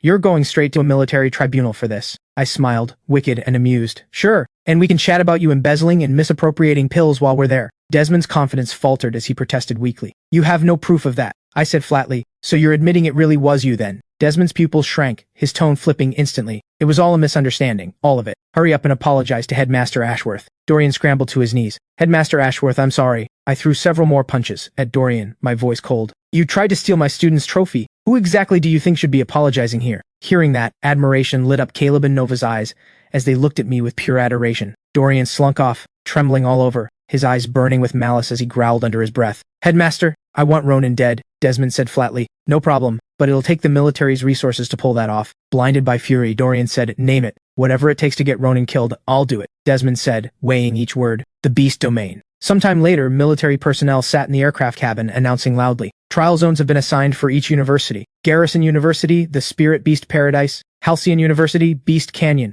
Dragonmark University, the Spirit Beast Jungle. Skyreach University, the Beast Domain. Caleb asked, confused. Headmaster, why is the military only assigning zones now? I said flatly, no need to guess. Obviously that pair of schemers had a hand in it, but no matter. It'll just give the two of you a little extra intensity to train against. The moment Skyreach's group set foot in the Beast Domain, a massive swarm of mantis-like monsters descended on them. Caleb stared at the horde, a jolt running through him. This was the Beast Domain? They were as good as dead. Desmond wore a look of triumph. This came straight from military intelligence. Even before the Age of Decline, the Beast Domain was a place of death that inspired dread in everyone. No matter how strong Ronan is, he's not walking out of there. Marcus chimed in smoothly. Even if he doesn't die, he won't manage to kill more than a handful of beasts. Nova moved decisively, crushing the mantis monster in front of her in an instant. Caleb immediately cast his spell, his water dragon coiling to shield the two of them, but the beast kept coming endlessly, and both of them took hit after hit. I watched from above, my gaze sharpening as I spoke. I won't allow my students to be this weak. If this is really your limit, then this headmaster will help you break through it. The spirit stone released a surge of overwhelming energy, pouring endlessly into Caleb and Nova. Light flared in Caleb's eyes as power surged through every inch of him. Caleb threw a punch, his water dragon surging forward, and the mantis monster stood no chance against it. Flames swept out from Nova,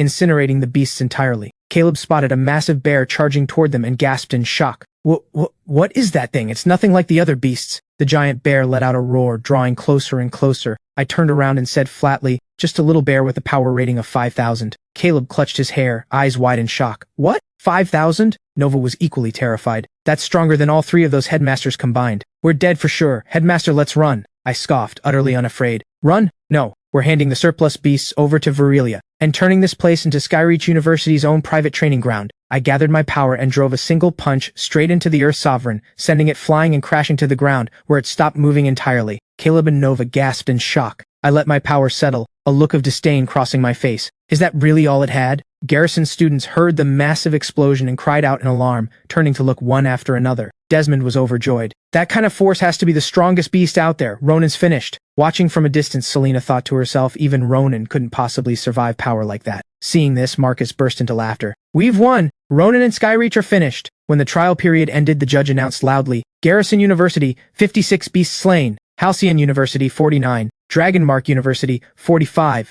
Skyreach University. At that, the entire crowd held its breath in anticipation. General Reed's brow furrowed. Why hasn't Skyreach's group come back yet? Marcus stepped forward, announcing loudly. No need to wait any longer. Ronan's not coming back. The crowd exchanged uneasy glances, murmuring among themselves. Desmond said with total certainty. That's right. Ronan ran into the Earth Sovereign, a beast with a power rating of 5,000. A man in glasses gasped. What? 5,000? Then Ronan's as good as dead. A jolt of alarm ran through General Reed. He'd run into the Earth Sovereign? He'd explicitly ordered the beast domain sealed off as a restricted zone. No one was supposed to go anywhere near it. And Ronan had gone in anyway. Did that mean he was the one who'd gotten him killed? Elena pushed through the noisy crowd, hurrying forward to object. That's impossible. Desmond threw his head back and laughed, utterly certain of his victory. Elena said with total conviction, Headmaster Ashworth would never let anything happen to him. He'll come back safely. I know it. Desmond said coldly. Facing a beast with a power rating of 5,000, Ronan's death is a certainty. A man with narrow eyes burst out laughing. Ronan's probably already been reduced to ash. A wave of uneasy murmuring spread through the crowd. A long-haired woman tilted her head, saying flatly, I don't buy it. There's no way Ronan could have escaped the Earth Sovereign. Marcus pressed forward. General Reed, please announce the results. Halcyon and Garrison students both chanted together, stirring the crowd. Stop wasting time. Announce the results already.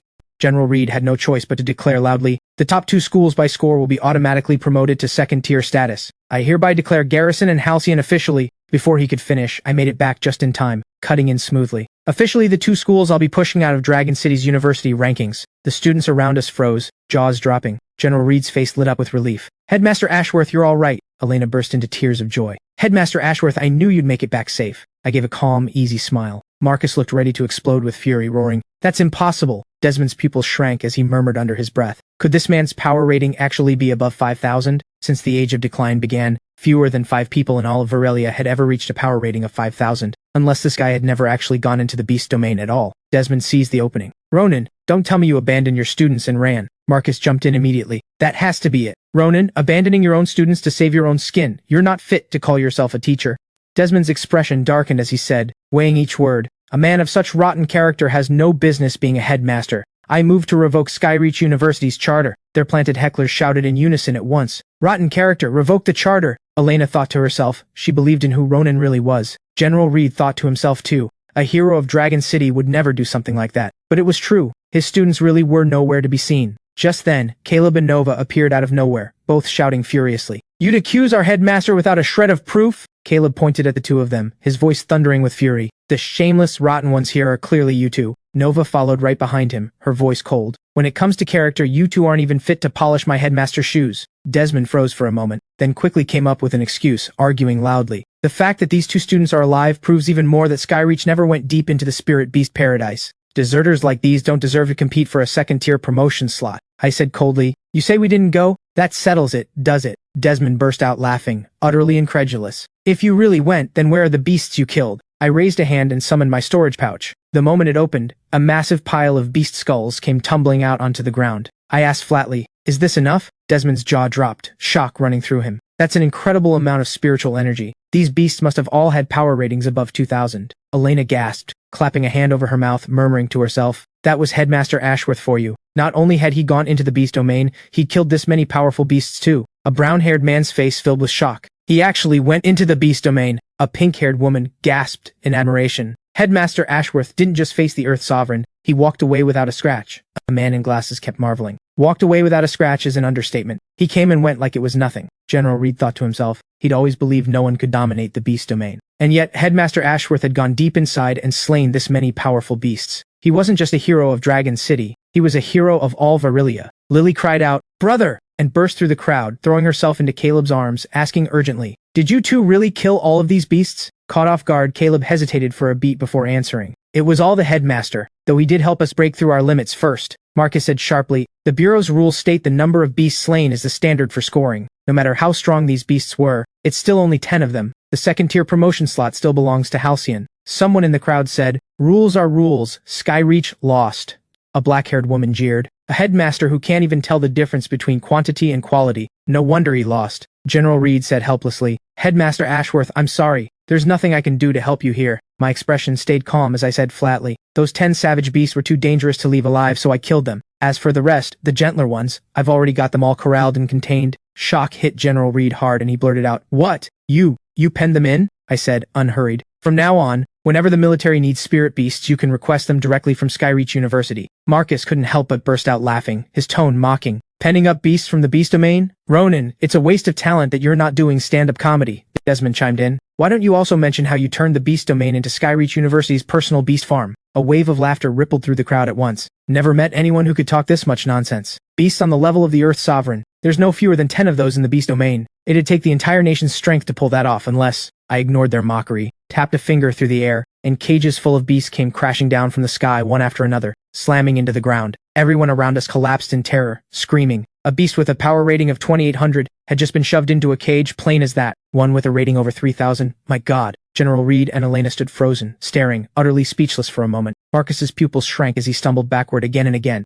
"Impossible! This is absolutely impossible!" Desmond broke out in a cold sweat too. So this guy's power rating really is above 5,000. His grip tightened on his staff, his knuckles cracking audibly. Just then, a massive tiger came padding forward, carrying a soldier in its jaws. The tiger dropped the man in the center of the crowd. He lay sprawled on the ground for a long moment before struggling up, gasping for breath. General Reed asked, puzzled, "Headmaster Ashworth, what's going on here?" I shot the man a cold glance. "Tell him yourself." The man shuddered and spilled everything at once. It was all Desmond. And Dorian too. They made me set up Headmaster Ashworth. They had me assign the most dangerous zone to him. Cold sweat ran down Desmond's forehead as he hastily dropped his head. Fury blazed through General Reed. "What?" Elena spat out a furious curse. "Shameless." Director Graves walked over slowly, his voice hard. "Dorian's a military family's son. I'll leave him to General Reed's judgment. The Bureau won't get involved in that part. Garrison and Halcyon rigged the assessment. Their scores are void. Both are disqualified. Every scheme Desmond and Marcus had laid had come to nothing. Fury boiling in both their chests. Director Graves raised a hand, his voice carrying across the entire crowd, weighing each word. "I hereby declare Skyreach University officially promoted to second-tier status." I smiled faintly, and Caleb and Lily leapt into the air with joy. The whole crowd roared in unison.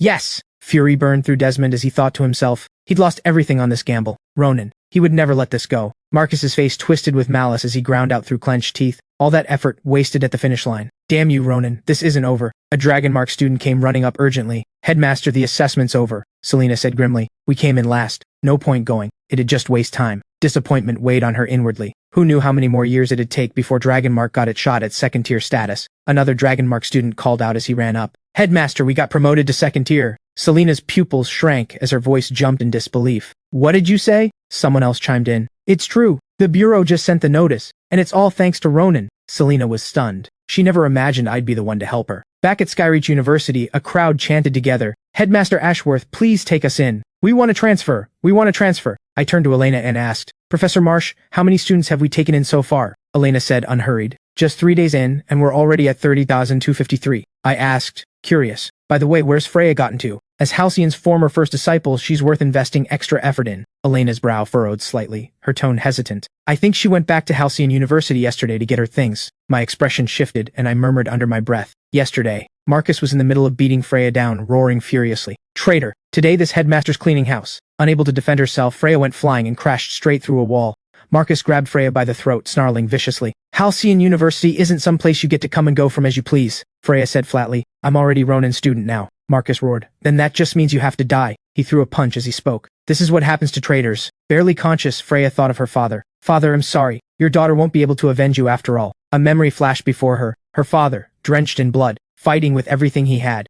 Outnumbered in the end, he'd fallen. The memory faded, and Freya collapsed to the ground. Just as Marcus's fist was about to fall, Nova's phoenix let out a piercing cry and dove straight at him. Nova landed beside Freya in a single leap, shouting furiously. You dare lay a hand on a Skyreach student? Shock filled Freya's eyes as she murmured in disbelief. Why is it you? Marcus cursed inwardly. That bastard Ronan had actually managed to train this SS-rank washout to this level in such a short time. Her power rating was probably past 2,000 already. If he didn't act now, the consequences would be dire. Freya spat out a mouthful of blood and said grimly, You don't get to pity me, Nova said flatly. Don't get the wrong idea. The headmaster sent me to bring you back, Freya murmured weakly. Headmaster Ashworth. Nova stepped forward. This is from the headmaster. With that, she held out a spirit-gathering pill and a spirit stone to Freya. Marcus gathered his power, his voice cold. Then I'll just deal with both of you at once. Marcus's figure flickered, closing the distance to Nova in an instant. She scrambled to raise her defenses, but a single kick shattered her phoenix afterimage completely. Nova thought grimly. This man was far too strong, nothing they could hope to match. Fighting on would mean certain death. With that thought, she gave the order at once, having the phoenix carry Freya away to safety first. Marcus sneered coldly. Trying to run?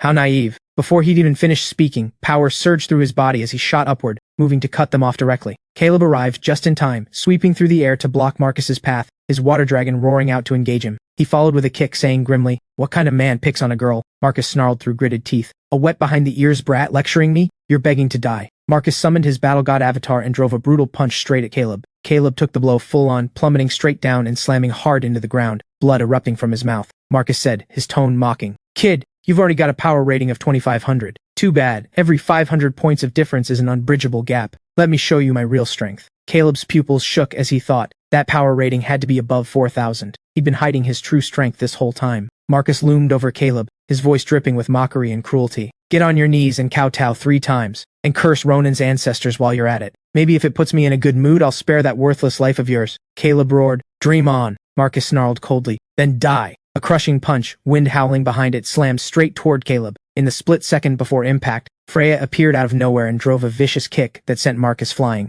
Freya glanced back and smiled at Caleb. Still holding up? Don't go embarrassing Headmaster Ashworth now. Caleb stood up, resolute. Never, never, Nova called out loudly. No need to hold back. 3 against 1, and justice is on our side. A thunderous crash tore through the valley as Caleb leapt into the air. Marcus threw a punch straight at him, which Caleb barely dodged by twisting aside. Nova called out a warning. Watch out! A torrent of flames surged out toward Marcus right after. Marcus defended himself while thinking, even these kids were this hard to deal with. Just how strong must Ronan himself be? He needed a hostage to use against Ronan. He roared, Had enough playing around? Down, all of you. A crushing punch caught Freya square in the face, sending her flying and shattering the rock face she slammed into.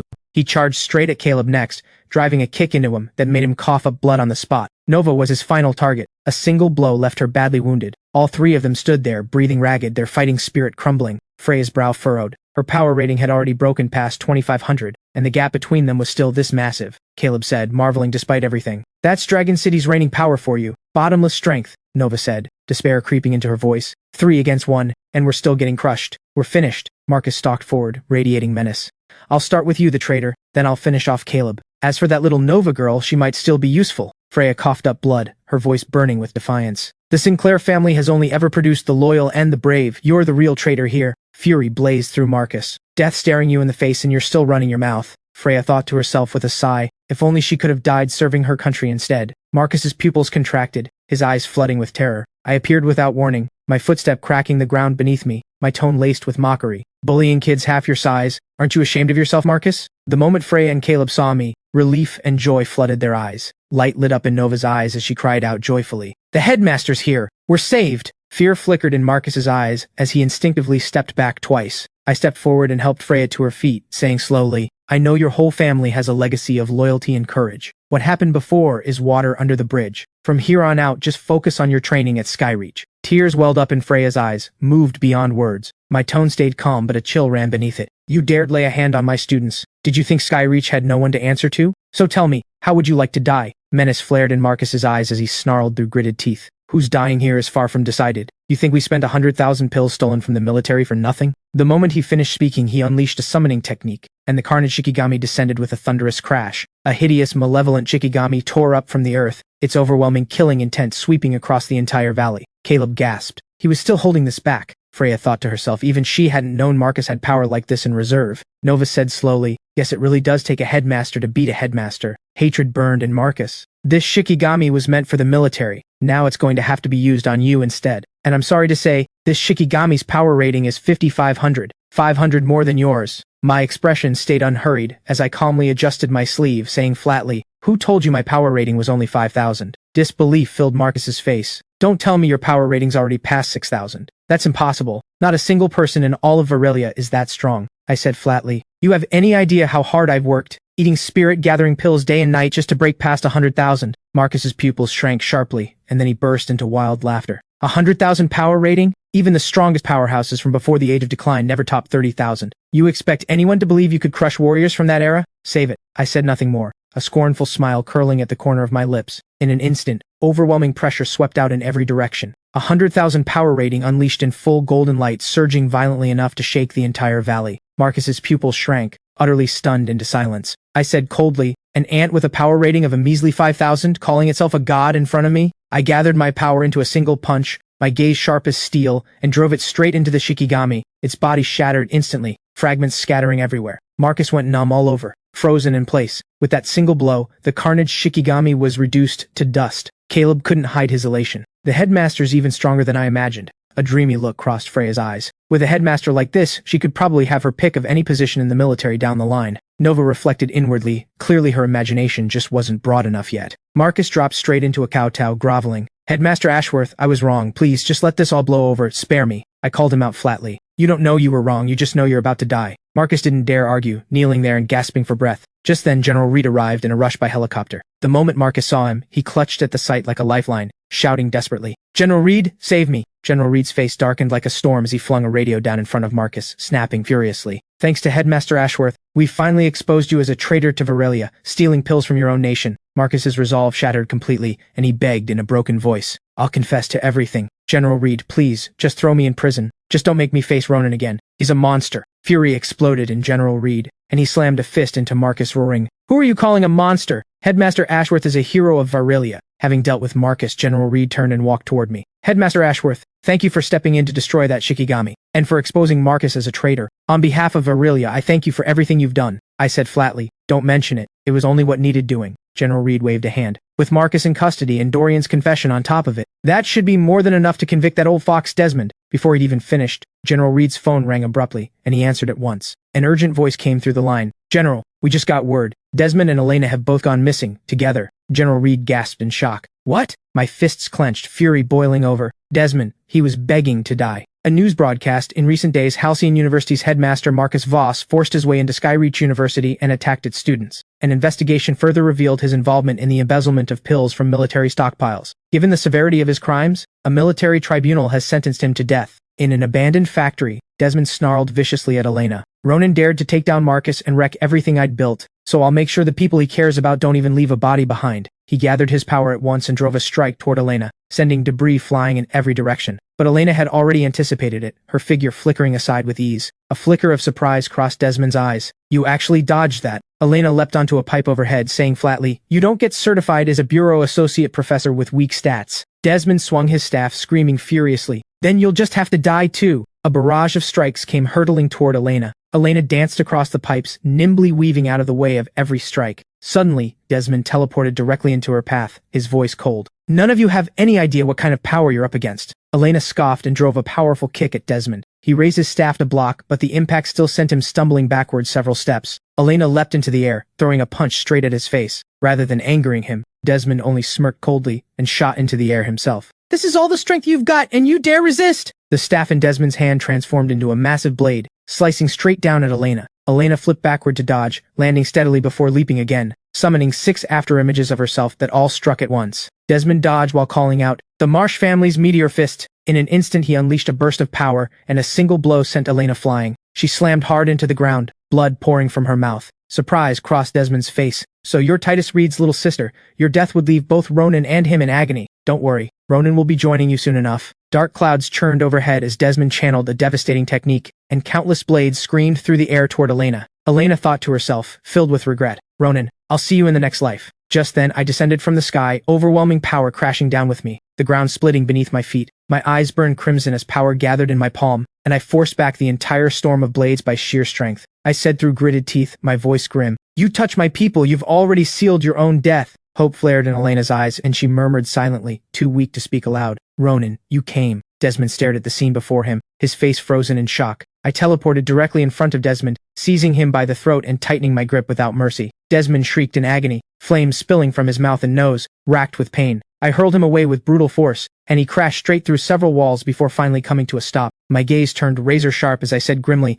I'm going to crush every single bone in your body. The words had barely left my mouth when I appeared beside him and slammed a foot down. Desmond groaned and coughed up a mouthful of blood. Elena, clutching her face, gasped for breath. This was the first time she'd ever seen Headmaster Ashworth this furious, and it was all because of her. Desmond thought to himself in alarm. This monster's power rating had to be far beyond 5,000. If he didn't reveal his trump card now, this man would beat him to death. He immediately channeled his power, vanishing into the void domain, sneering, Ronan, this is a grave I built especially for you. Did you really think you'd walk out of here alive? Those 3 tanks, each holding 100,000 cubic meters of natural gas, that's the gift I've prepared for you. Elena's expression turned grave. If those 3 storage tanks go off, they'll destroy everything within a kilometer, with the blast radius reaching out 5 kilometers. The tanks ruptured, and the gas detonated with a thunderous roar. Flames shot into the sky, a mushroom cloud billowing upward as the shockwave tore through everything around it. Elena thought in despair. Nothing could survive an explosion on this scale. Elena stared in shock as the wall of heat surged toward her, and I stepped forward quickly, shielding her with my own body. Elena's face filled with disbelief. Military helicopters raced toward the burning factory. Sitting inside one, General Reed cursed under his breath. Damn Desmond, he was actually willing to drag all of Dragon City down with him. An explosion of this magnitude was simply unstoppable. The people of Dragon City heard the massive blast, panic spreading through them. What's going on? A black-haired man gasped in shock. My God, that's the steel plant. An explosion that violence bound to hit the whole city. Someone in the crowd screamed, Run for your lives! The crowd scattered, shrieking in terror. A voice thick with terror came through the radio. General, the shockwaves projected to reach Dragon City in 1 minute. Casualties are projected to exceed 100,000. The moment those words landed, the radio went completely silent. Not another sound. Sweat drenched General Reed's forehead as he thought desperately. All they could do now was pray for a miracle. Ronan, hero of Aurelia, do something. Selena walked calmly toward the burning steel plant. General Reed gasped at the sight. That's Selena. A cold voice came through the radio. Even Selena probably can't stop that shockwave from spreading. General Reed said urgently. With Headmaster Ashworth's fate unknown, Selena's our only hope right now. Selena stood in silence, gazing ahead, calculating inwardly. The energy from that blast was equivalent to the full force strike of a 50,000 power rating warrior from before the Age of Decline. Dragonmark had already been promoted to 2nd tier status, her life's ambition fulfilled. So today, she would become one of the stones that shielded Dragon City. The shockwave came surging in, bearing down on Selena's scarlet dragons. A line of scarlet dragons breathed fire together, straining to hold it back, their roars shaking the sky. But the shockwave's force was too monstrous, and the dragons couldn't withstand it. They were reduced to dust in an instant. The blast's aftershock crashed over her, shrapnel slicing across Selena's arms and face. She spread her arms wide, standing firm against it, crying out grimly, Dragonmark will not fail this nation. Just then, I leapt forward, carrying Elena, bursting straight out of the blast's epicenter and landing steadily on the ground. Selena froze, her outstretched hand pausing mid-air, her fist clenching as she called out, Ronan, even if your power rating's as high as 5,000, there's no way you can win against 10 times that. Run, now. I let a faint smile touch my lips, saying with ease, it's just a mere 50,000 power ratings worth of energy. A shudder ran through Selena as she murmured under her breath. Mere 50,000? As the shockwave closed in, I gathered my power into a single punch and drove it straight into the heart of the blast. A thunderous crash followed, and the violent aftershock dissolved completely. Shock hit Selena hard. An explosion powerful enough to level Dragon City dissolved with a single punch. Tears of emotion streamed down Elena's face. That was Aurelia's hero for you. Unbelievably strong. In the helicopter, General Reed watched the scene, his voice trembling. Headmaster Ashworth pulled off another miracle. All that remained over Dragon City now was a gentle breeze drifting past. A brown-haired woman said quietly, looks like some kind of force just wiped out the steel plant. A brown-haired man burst into tears, shouting joyfully, We're saved! We're saved! The crowd erupted in cheers, embracing one another. Inside the void domain, Desmond sat cross-legged, gloating inwardly. Ronan was probably nothing but scattered ash by now. What was General Reed doing right now?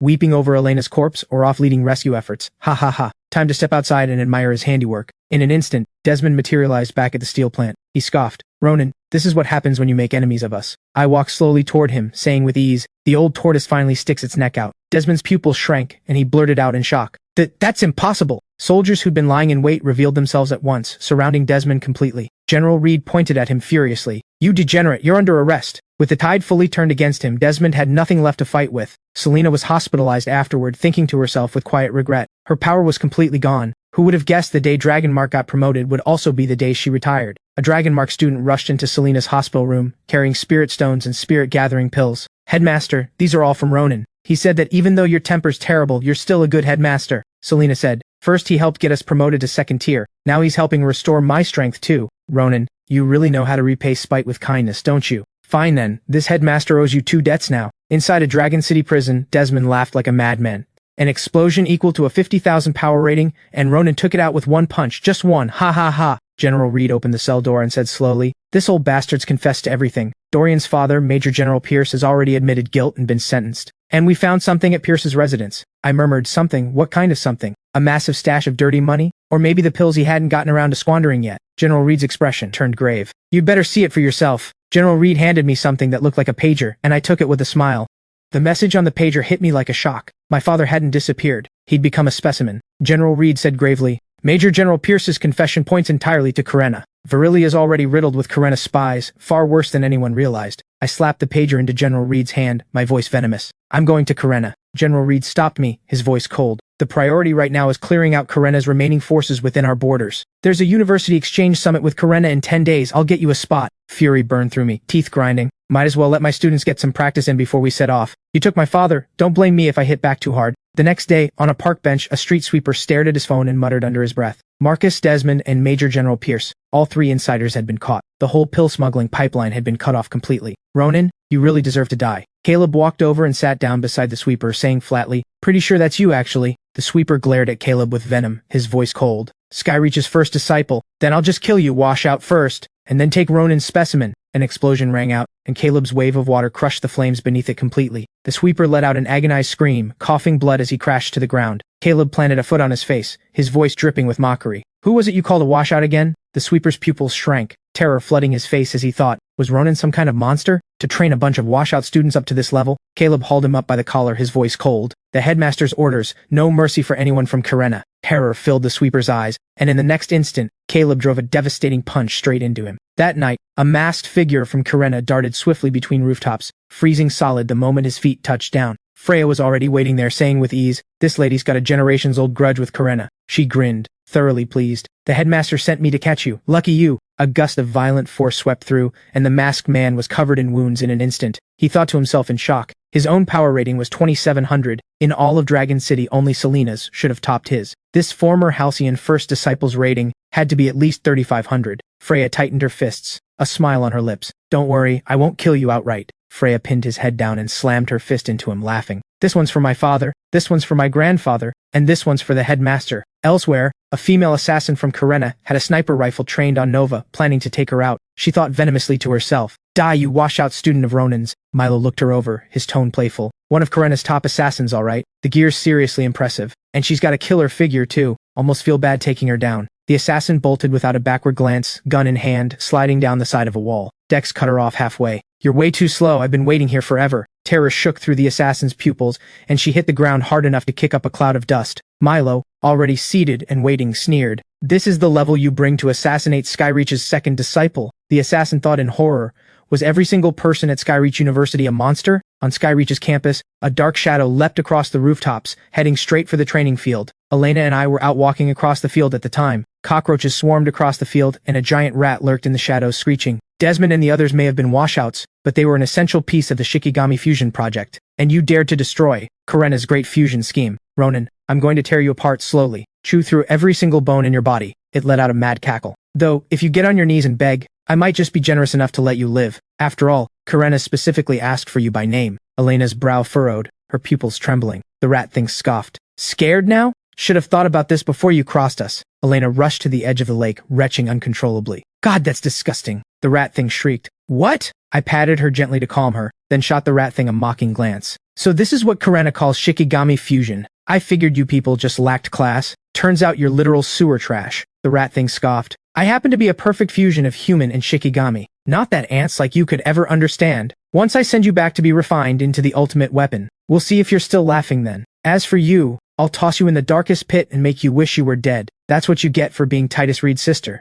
Elena brushed her hair back and gave a cold smile. Baffled, the rat thing shrieked furiously, trying to intimidate her. Why aren't you running? Elena said flatly. I'm not running because I'm not scared, the rat thing said, dripping with arrogance. Ignorance breeds courage. I happen to be a perfect fusion specimen with a power rating of 3,500. Elena couldn't help but scoff. Perfect? This is it? The rat thing snarled viciously. You should be terrified of me, you filthy woman. The rat thing lunged at Elena, claws bared, but I raised a hand and slapped it clean out of the air. It hit the ground and burst into a puddle of green sludge. I made a face of pure disgust. What a repulsive thing. Get lost. A smile tugged at Elena's lips. Now you know why I wasn't scared. Green sludge kept oozing out of the rat thing until it went completely still. Elena said slowly, no wonder Karena's managed to produce so many Shikigami. I picked up the thought. A success becomes a Shikigami. A failure becomes what we just saw. Elena leaned against a railing. Using people with SS-rank talent as test subjects raises the success rate significantly. That's exactly why Karena went after your father. And why they're calling you Specimen 4, I said, impressed. That's Professor Marsh for you, sharp as ever. Worry filled Elena's face. If they finish altering your father, the consequences would be unthinkable. Resolve hardened in my eyes. We've cleared out most of the spies here. It's time to head to Karena and make whoever's pulling the strings pay for this. 10 days passed in a blur, and the day of the exchange summit with Karena arrived right on schedule.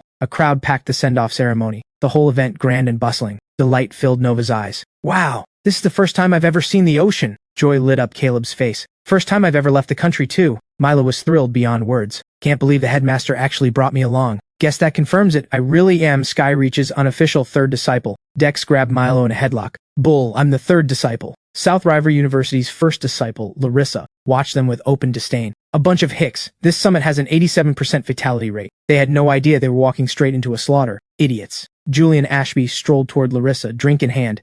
This summit is supposed to be reserved for the top 3 universities. And now even trash from a second-tier school showing up. Disgusting. Freya's fist stopped a hair's breadth from Julian's face. Who exactly did you just call disgusting? Julian scoffed. You second-tier trash, obviously. Menace flared in Freya's eyes. Insult me all you want. Don't you dare insult Skyreach. Before he could respond, she shattered the glass in his hand with a single punch. Milo and Dex cheered in unison. That's our third disciple, Freya, the crowd murmured among themselves. Some student from a lowly second-tier school, actually daring to challenge Julian Ashby. That's basically suicide. A hick like her should just stand there and take her beating. The nerve fighting back. Julian's brow furrowed, his voice cold. A washout from some backwater school. No sense of your own place, do you? Fine, let's send you home right now. Though you'll be swimming there. I caught his fist in my hand and followed through with 2 slaps across his face, hard enough to make him cough up blood. Freya's eyes lit up at the sight of me stepping in. Shock crossed Larissa's face. I looked down at him, weighing each word. Now who's the washout? Julian straightened himself and pointed at me. I know who you are, Skyreach's headmaster. Using your strength to bully someone weaker?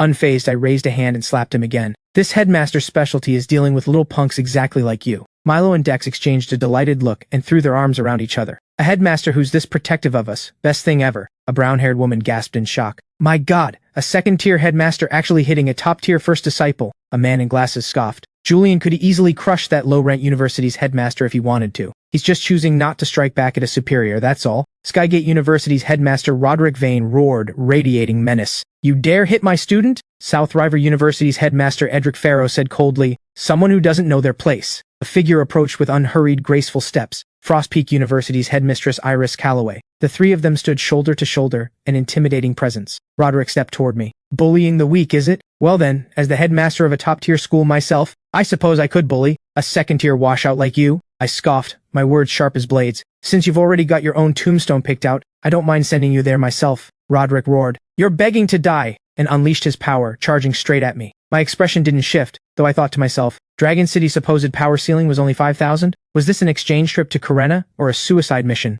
Edric marveled inwardly. He'd actually managed to withstand Roderick's overwhelming pressure. His power rating must be somewhere around 4,000 then. Still a washout though. My power clashed against Roderick's, neither of us willing to give ground. The crowd murmured in fright. That's an insanely powerful clash. They're not going to sink the whole ship, are they? Waves crashed violently across the sea as thunder rumbled overhead. Iris stepped in just in time, dissolving the clash with a single move. We're here for an exchange summit, not to tear each other apart. The crowd gasped. Headmistress Calloway stepped in, a purple-haired woman said, pure admiration on her face. Verilia's strongest headmaster, my lifelong idol. Edric scoffed, brushing his hair back. Headmistress Calloway's already spoken. Roderick, don't waste your time with that washout, Roderick said coldly. Out of respect for Headmistress Calloway, I'll spare your worthless life for now. But this isn't over. I let out a light scoff and turned to walk toward Elena. Elena leaned against the ship's doorway, sighing quietly. Never expected even the top schools to throw their weight around like this, I said, unbothered, offhand. Doesn't matter. Never expected much from these lightweights anyway. Elena let out a scoff. Only you would call a 5,000 rating powerhouse a lightweight. A short-haired woman stared out at the sea, terror across her face. What is that? Thunder rolled across the surface of the ocean. The short-haired woman stumbled backward in fear. A monster! There's a monster in the water! A short-haired man collapsed in terror. Huh? A sea monster? Are you kidding me? Run! The crowd scattered in a panic. Iris said gravely, all students, back to your cabins immediately. No one comes out. Edric repeated the order. Everyone, back to your cabins now. Terror spread across every face on deck. A flicker of fear crossed Elena's eyes too. I murmured under my breath. That presence felt far too familiar. This wasn't a sea monster. It was a Shikigami. Caleb rushed to the ship's rail, gripping it tight, shouting, there really is a sea monster! A Shikigami tore up through the water, its eyes blood red, its crab-like body bristling with octopus tentacles, waves surging in its wake. The Shikigami closed in relentlessly, and the warships opened fire on it in wave after wave. The Shikigami flinched in pain and slammed a tentacle down onto one of the ships. Shock hit Iris hard. That thing had to have a power rating of at least 4,500. The Shikigami let out an earth-shaking roar as bolts of lightning crashed down from the sky, destroying several ships in succession. Iris's brow furrowed. It could summon thunder too. Could its rating actually be above 5,000? Iris moved to engage it herself, but Edric rushed over to stop her.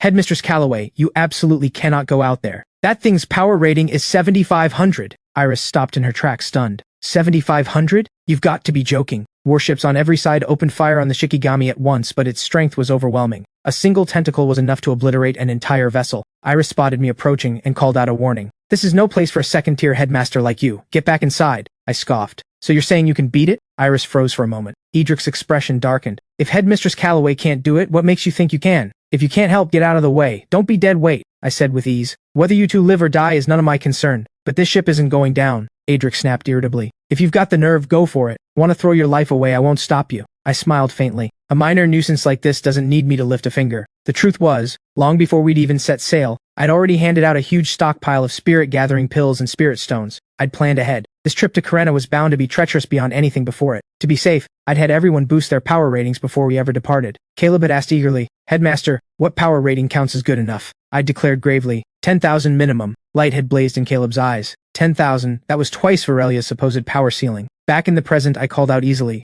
Any one of Skyreach's students can handle that thing. Crab feast tonight. Iris didn't believe a word of it, scoffing coldly. Sending your own students to die, how shameless. Edric thought scornfully to himself, all talk and no substance. That was second-tier schools for you. Disgusting, Julian sneered. You'd have to be brain damaged to volunteer as cannon fodder for a washout headmaster like him, Larissa said, dripping with malice. He's obviously just trying to get Headmistress Calloway's attention, Julian said with certainty. None of them have the guts to actually face that thing. Freya was the first to volunteer, calling out loudly. Headmaster, I'll go. Dex jumped in eagerly right behind her. A chance to show off in front of the headmaster? Count me in. Caleb stepped forward first, declaring loudly. As Skyreach's first disciple, the first fight at sea is obviously mine. The moment he finished speaking, Caleb charged straight toward the Shikigami. Iris stared in disbelief. They were actually fighting over who got to throw their life away. Edric's expression darkened. Had all of them lost their minds? Larissa's jaw dropped. That second-tier first disciple was actually going through with it. Caleb laughed loudly. You? You're not even worth making the headmaster lift a finger. Caleb roared, die, and gathered his power into a punch, driving straight at the Shikigami's face. The ocean surface erupted into towering waves in an instant. Iris said irritably, manipulating students into throwing their lives away, and you call yourself a headmaster? I said, unfazed. It's just a Shikigami, not some world-ending catastrophe. No need to make such a fuss over it. Iris's eyes went wide. You're saying that thing's a Shikigami? No wonder its power rating's this high. While there's still time, call your student back. Have the captain get us out of these waters at full speed. Maybe, before Iris could finish, a thunderous blast tore through the air, her face filled with terror. That power! Spray exploded skyward from the blast, and Iris threw up an arm to shield herself. Edric said, his tone mocking. Guess that second-tier washout's dead now. Julian laughed. Serves him right, Larissa said, her tone venomous. Some nobody student thinking he could pick a fight with that thing. Someone that clueless deserves to end up without even a body to bury. Julian strode toward Roderick, looking pleased. Headmaster, we didn't even need to lift a finger. Ronan got his own first disciple killed. Roderick said nothing. Julian asked, confused. Headmaster, what's wrong? Roderick's fists clenched, his voice grim. That wasn't Skyreach's first disciple who just died. Julian gasped in shock. What? The Shikigami came crashing down from the sky, slamming into the carrier's deck with a thunderous impact. The massive ship shook violently as lightning tore across the heavens. Caleb landed steadily on top of the Shikigami's corpse, laughing loudly. Skyreach Jr.'s full crab feast tonight. Every crew member stood frozen in shock. A woman's hair whipped up in the wind as she gasped in disbelief. No way! That sea monster just got taken out by some hick from a second-tier school! A man in a white suit clutched his face, dazed, murmuring. Had second-tier schools really gotten this strong now? Dex swung his blade and cut off two of the crab-like claws, thrilled. This thing's gotta be seriously nutritious. Might even help bump up my power rating a bit. Milo darted forward, kicked Dex out of the way, snatched the claws, and bolted. Might be poisonous, let me test it for you first. Edric fumbled with his power meter, muttering, Impossible. Absolutely impossible. This piece of junk has to be malfunctioning. There was no way a Shikigami with a rating of 7,500 just got taken down by some washout second-tier student. Iris rubbed her chin, thinking it over. Could the meter really be malfunctioning? Because if even one student was this strong, just how powerful must their headmaster actually be? The captain stared intently at the sonar display, ordering gravely. Get word to Headmistress Calloway immediately. Major discovery. Shock hit Iris. What? A structure under the ocean? Which meant that Shikigami had been deployed deliberately to stop them from reaching Karena. A shadowy figure burst up from the depths, its voice furious. You actually defeated my carefully crafted Shikigami. Impressive, Ronan. The moment it finished, it burst into wild laughter. Your father's in my hands. You have the nerve to come get him? Both Iris and Edric froze in shock at those words. Massive waves crashed against the carrier again and again as the shadow stood in the water, its presence overwhelming. Fury boiled through me, my voice a grim roar. Using my father as bait, everyone involved in this dies. Elena watched through the cabin door, thinking to herself, this thing was the mastermind behind the entire scheme. Nova said grimly, this is the one who took the old headmaster, and it laid this whole trap, trying to wipe us all out on our way to Karena. Vicious, the shadow laughed wildly. Before I take control of my top specimen, Ronan, all of you are going straight to hell first, Roderick roared. Whatever that thing is, stop it. If the carrier's damaged, we all end up at the bottom of the ocean. By decree, let it be so. Roderick raised a barrier to shield the carrier, and the shadow's claws slammed uselessly against it. At the same moment, Iris raised her hand and cast her spell. Rings of ice bloomed in midair, their combined force converging into a single strike aimed at the shadow. Ice prison killing array. The moment she spoke, the shadow was frozen solid in an instant, then crumbled into black ash and scattered. A purple-haired man gasped in awe. That's Headmistress Calloway for you. Incredible. A green-haired woman chimed in. Verilia's strongest headmaster, the ultimate awakening of frost power itself. A red-haired man laughed. With Headmistress Calloway and Headmaster Vane here, there's nothing to worry about, Larissa said, her tone laced with mockery. In a real crisis, you can always count on a top-tier headmaster to turn the tide. Roderick, an ancient stone tablet strapped to his back, said through gritted teeth. It's too early to celebrate. That thing was even stronger than the crab Shikigami before it. Larissa gasped. What? The shadow's voice returned, mocking. Virelia's strongest headmaster with a mere 5,000 rating. Instead of you ants bowing to the age of decline, you might as well become my test subjects and break past your limits with me. Iris's expression turned grave as she thought to herself. Had this thing already bypassed the limits of spiritual decay through Shikigami fusion entirely? Edric said, brimming with arrogance. You dare call my beloved Headmistress Calloway an ant? You degenerate. Let's see just how many lives you've got. Dying under my peerless swordsmanship is an honor you don't deserve. Edric drew his blade and struck at the shadow, sending fragments of dark mist scattering, but it only cackled madly in response. He immediately unleashed the heaven-cleaving blade, splitting the shadow clean in two. Landing steadily, Edric's face twisted with contempt. And here I thought it'd be a real challenge. So the meter really had been malfunctioning after all. His pride didn't last long before the shadow reappeared, cackling. Shock hit Edric hard. That's impossible! The shadow slammed a palm violently against the protective barrier. Roderick roared. What are you standing there for? Help me hold this! Julian collapsed to the ground, terrified. If the headmaster can't handle it, what good would a student be? We're dead, Roderick snapped, furious. What? And here you're supposed to be a first disciple of a top-tier school. Dex leapt into the air and unleashed Ultimate Shadow Slash, driving the shadow down hard into the ocean. Milo followed up with Ultimate Shadow Slash Plus, sending a massive wave surging skyward. Freya chanted the Gale Curse, and the sea erupted in a series of thunderous blasts. Nova's eyes turned cold as a phoenix pattern condensed in her palm.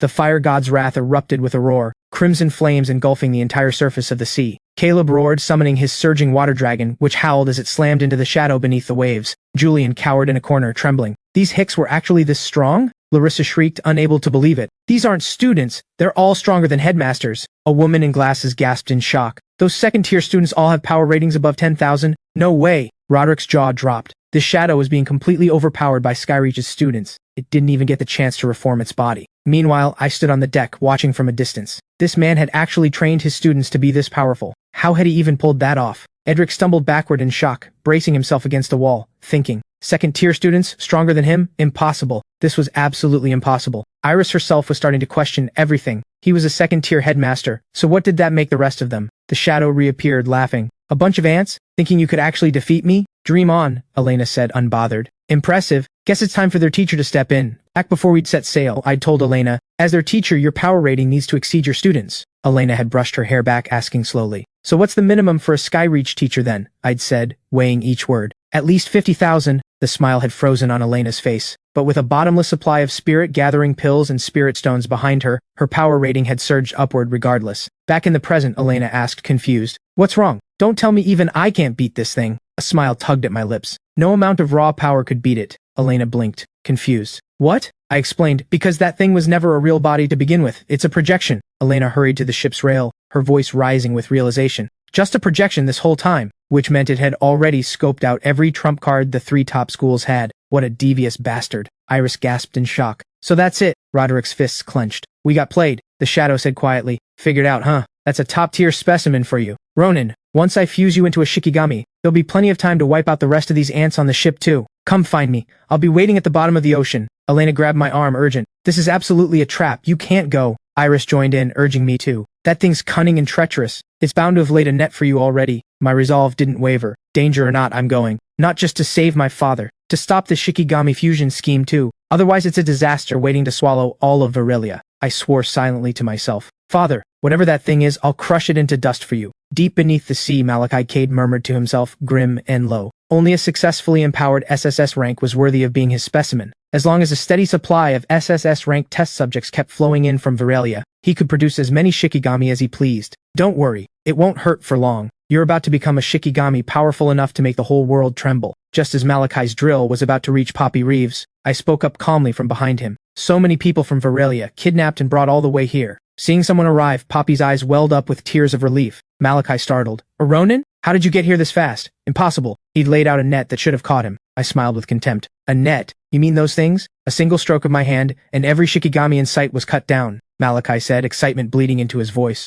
Not even that many S-rank Shikigami could slow him down. This truly was the top-tier specimen he'd had his eye on. Ronan, join me. How about we take over the world together? I gave a light laugh. Afraid not, Malachi roared. Why not? I said flatly. I came here for one simple reason. To beat you to death. Malachi burst into laughter. You're going to become my proudest creation. Absolutely. I shot out a hand, gripping Malachi by the throat and hoisting him bodily off the ground, but Malachi only burst into wild laughter as flames erupted from his body, and he detonated entirely, vanishing without a trace. His voice still echoed through the air. Kill me? Dream on? Ronan, don't be so impatient. I've got a gift coming your way real soon. My expression stayed calm. A clone then. A cornered fox, with more than one den, as usual. I stepped forward and freed Poppy, reassuring her. Don't worry, it's over now. I peeled the tape off her mouth, and she scrambled off to hide nearby at once. A qualifying SS-rank talent had been detected. Name, Poppy Reeves. Talent tier, SS. Background, Poppy, daughter of Iris Calloway. Neglected because of her SS-rank talent. She'd been raised by her grandparents in the mountains instead. A year ago, Malachi had captured her. She'd endured a series of experiments on her blood, bone marrow, brain cells, and genes. Quest, recruit Poppy Reeves. Reward, unlock artifacts upon completion. Failure to complete it would mean termination. I looked at Poppy, muttering to myself. This girl was actually Iris's daughter. That woman was ice cold through and through. Not a shred of grief over her own daughter's disappearance. I crouched in front of Poppy and held out a hand. I'm Ronan Ashworth, headmaster of Skyreach University. I'll protect you from now on. Will you be my student? A jolt ran through Poppy's eyes. I thought to myself she hadn't said a single word this whole time, and her expression was clearly off, dazed, distant. Poppy slowly lifted her head, and after a long hesitation asked, Will you really protect me? You won't abandon me. I rested a hand on her head, resolute. I'll protect you always and teach you to cultivate. Never again will those people be able to hurt you. Joy flickered across Poppy's face as she gripped my hand tightly, saying softly, I'll be your student. I said gently, Then let's get out of here together. Poppy smiled and nodded at me. SSS-rank student Poppy Reeves had been successfully recruited. Artifacts unlocked. The artifacts had been stored in the system's infinite space. The host could retrieve them at any time. Joy surged through me privately. Excellent. My students would never lack for artifacts again. Skyreach University's future looked brighter than ever. I asked gently, Do you know where Malachi's base is? Poppy shook her head softly. I don't. I only saw his real body once. He was so strong, so strong. Probably had a power rating in the tens of thousands, I said with contempt. A measly few tens of thousands. Not even worth mentioning. Poppy gasped. Tens of thousands, and it wasn't even worth mentioning. Headmaster, what's your power rating? I asked aloud, System, what's my current power rating? The system's mechanical voice replied, through the host's tireless day and night effort, consuming spirit-gathering pills and spirit stones, your power rating currently stands at 496,000. I couldn't help but feel a flicker of dissatisfaction. Only 496,000? Still such a long way from a million. Once I'd checked, I walked over to Poppy and crouched down to meet her eyes. Don't worry, this headmaster's got more than enough power for the job. Headmaster, Before she could finish, Poppy's body went limp, and she toppled backward. I caught her, worry flooding through me. Poppy, what's wrong? Poppy coughed up blood, her voice weak. Headmaster, thank you for taking me in, but I don't think I can come back from this. My eyes flashed as fury surged through me. A Shikigami had already been implanted inside her. No matter. I just used spirit stones to shatter the Shikigami inside her by brute force. 1 wouldn't be enough, then 10. 10 wouldn't be enough, then 100. The system warned her soul had already been fractured. The spirit stone's power would kill her outright. I said resolute. Not even death itself is taking a student of mine. My expression turned grim. A fractured soul. I ordered the system to search immediately for an artifact that could repair it. The system responded. Search complete. The ancient soul jade. I said urgently. The ancient soul jade? As long as it can fix Poppy's soul, I don't care what it is. The system cautioned. This jade doesn't simply repair soul damage. It grants possession. My brow furrowed. Possession? The system explained. A powerful ancient spirit was sealed within it. Once that spirit bonded with her, her soul would undergo a complete transformation. I summoned the ancient soul jade and crushed it in my hand without hesitation. Saving Poppy came first. The side effects could wait. Golden light enveloped Poppy's entire body as she rose into the air. Tears streamed down Poppy's face as she said, choked up, Headmaster, it doesn't hurt anymore, thank you. I let out a breath of relief, saying with ease, good. A sudden jolt ran through me as I sensed something off, startled. That energy, Poppy's power rating was still under 1,000, and yet the density of spiritual energy inside her surpassed even the 3 top headmasters combined. Could it be? The system reported, Poppy Reeves had fused completely with the ancient soul of Virelia. Her cultivation talent had reached an unsurpassable tier.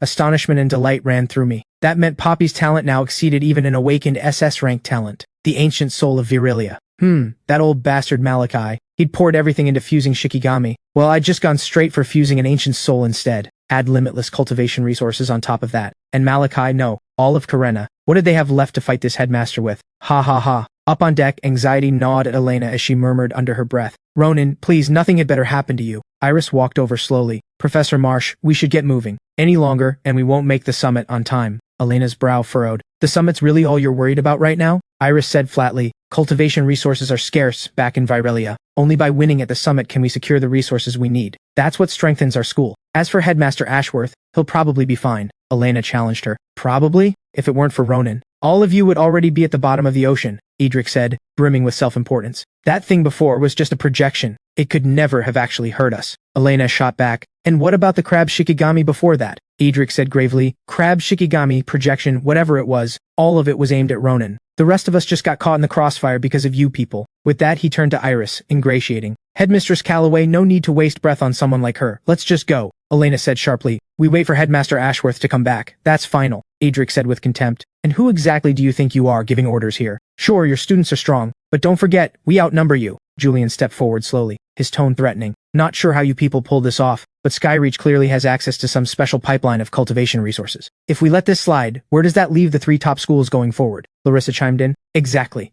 Unless you hand over a share of those resources, Headmistress Calloway, let's just team up and wipe out Skyreach right here before it becomes a real problem. Elena snapped in fury. You ungrateful vermin, Iris said calmly. I have no interest in infighting. Edric stepped forward, his tone pressuring. Then we'll handle it ourselves. 3 top schools working together, taking out 1 teacher and 5 students shouldn't be hard. Iris's expression didn't waver. Still not interested. All I care about is cultivation. And securing resources for Frostpeak University. As for scheming and backstabbing, don't come to me. I have zero interest in any of it. Just then, I leapt out of the ocean with Poppy in tow, landing steadily on deck, my voice thundering. Who's trying to wipe out my university? Disbelief washed over Edric's face. Ronan, you actually made it back, I said grimly. Professor Marsh, people like this, you just slap them dead. No need to waste words. Elena rushed over and threw her arms around me tightly. You're okay, thank God. A flicker crossed my eyes as I said gently, don't worry, I'm fine. Tears of relief filled Elena's eyes. Good, that's good. She wiped her eyes and asked, by the way, where's your father? I said flatly, that structure down there was just one of Malachi's many labs. His real body was never even here. Elena's brow furrowed as she said slowly, so everything that just happened, all of it was remote control? I said, that's right. Worry filled Elena's face. Then your father must be in serious danger. My expression stayed even, certain. Malachi needs my father as leverage against me. He won't kill him easily. Elena suddenly turned to look at Poppy beside us, curious. Who's this little girl? I took Elena's hand and said as we walked, I found her in the underwater lab. She's one of ours now. Elena crouched down, a warm smile in her eyes, greeting her softly. Hello there. I still hadn't let go of Elena's hand. I rested a hand on Poppy's head, saying gently, Poppy, Professor Marsh will be looking after you from now on. Poppy said timidly, Professor Marsh, hello? I'm Poppy. Elena stroked Poppy's hair gently. We're all family now. I'll introduce you to your seniors soon. Seeing me turn to leave, Elena called out quickly. Ronan, where are you going? I walked slowly toward Edric, my words laced with menace. Some bastards actually thought they could go after my people while I was gone. Edric drew his sword at once, snarling. I'm the headmaster of South River University. If you dare lay a hand on me, all of Varelia. He didn't get to finish before I kicked him straight into the ocean. The crowd gasped in unison. He actually hit Headmaster Pharaoh. A short-haired woman's expression turned grave. Ronan's way too reckless. This is going to start a war between schools. A short-haired man broke out in a nervous sweat. South River's one of Varelia's top universities. Their strength is unfathomable. Disbelief filled Larissa's face. Our headmaster, kicked into the sea by Ronan, she said with brazen nerve. Ronan, if we hadn't gone easy on you, Elena would have been thrown overboard already. And this is how you repay our mercy? I muttered under my breath, finding the whole thing absurd. Mercy? I raised a hand and slapped Larissa across the face, then kicked her into the water as well. I said, my tone dripping with mockery. As if Professor Marsh's power needed mercy from lightweights like you. Larissa surfaced, furious. Ronan, you'd actually hit a woman? I looked down at her, saying flatly, a good woman deserves respect. You're just a piece of trash. Larissa spat out a curse. Bastard! I let out a cold scoff and turned to walk straight toward Julian. Julian's face went pale as he blurted out, Ronan, if you've got the guts, don't bully someone weaker than you. I said grimly, fine. Then I'll send someone else to fight you instead. Julian said hastily, I'll admit I can't beat your students. He pointed at Elena, shouting, if you've got the guts, let her fight me. Elena stepped forward slowly, her gaze icy. Fine, I'll be the one to teach you a lesson then. A brown-haired man said with certainty, Julian's power rating is 4,000. There's no way Elena's a match for him, she's asking to die. A brown-haired woman chimed in, strong students and a strong headmaster doesn't mean their teacher's strong too. Besides, everyone knows what Elena's power rating is. Julian burst into laughter, brimming with confidence. Elena, I know you're Titus Reed's sister. Your power rating's barely over 2,000 at best. If it weren't for Ronan and his people protecting you, you'd already be. Before he could finish, a deafening explosion tore across the sea, sending towering waves surging upward. Julian stumbled backward in terror. What's happening? Terror filled Larissa's face. A tsunami this size, even the carrier can't survive it. We're finished. This is it. The crowd screamed in panic, crying out for help. I murmured under my breath. Had Malachi rigged the underwater lab with explosives? I watched the surging waves in silence. Elena stepped forward, unhurried, gathering spiritual power in her palm and slamming it into the towering wave. The wave exploded outward at the impact, and the sea settled into calm in an instant. Jaws dropped across the deck as the crowd gasped in unison.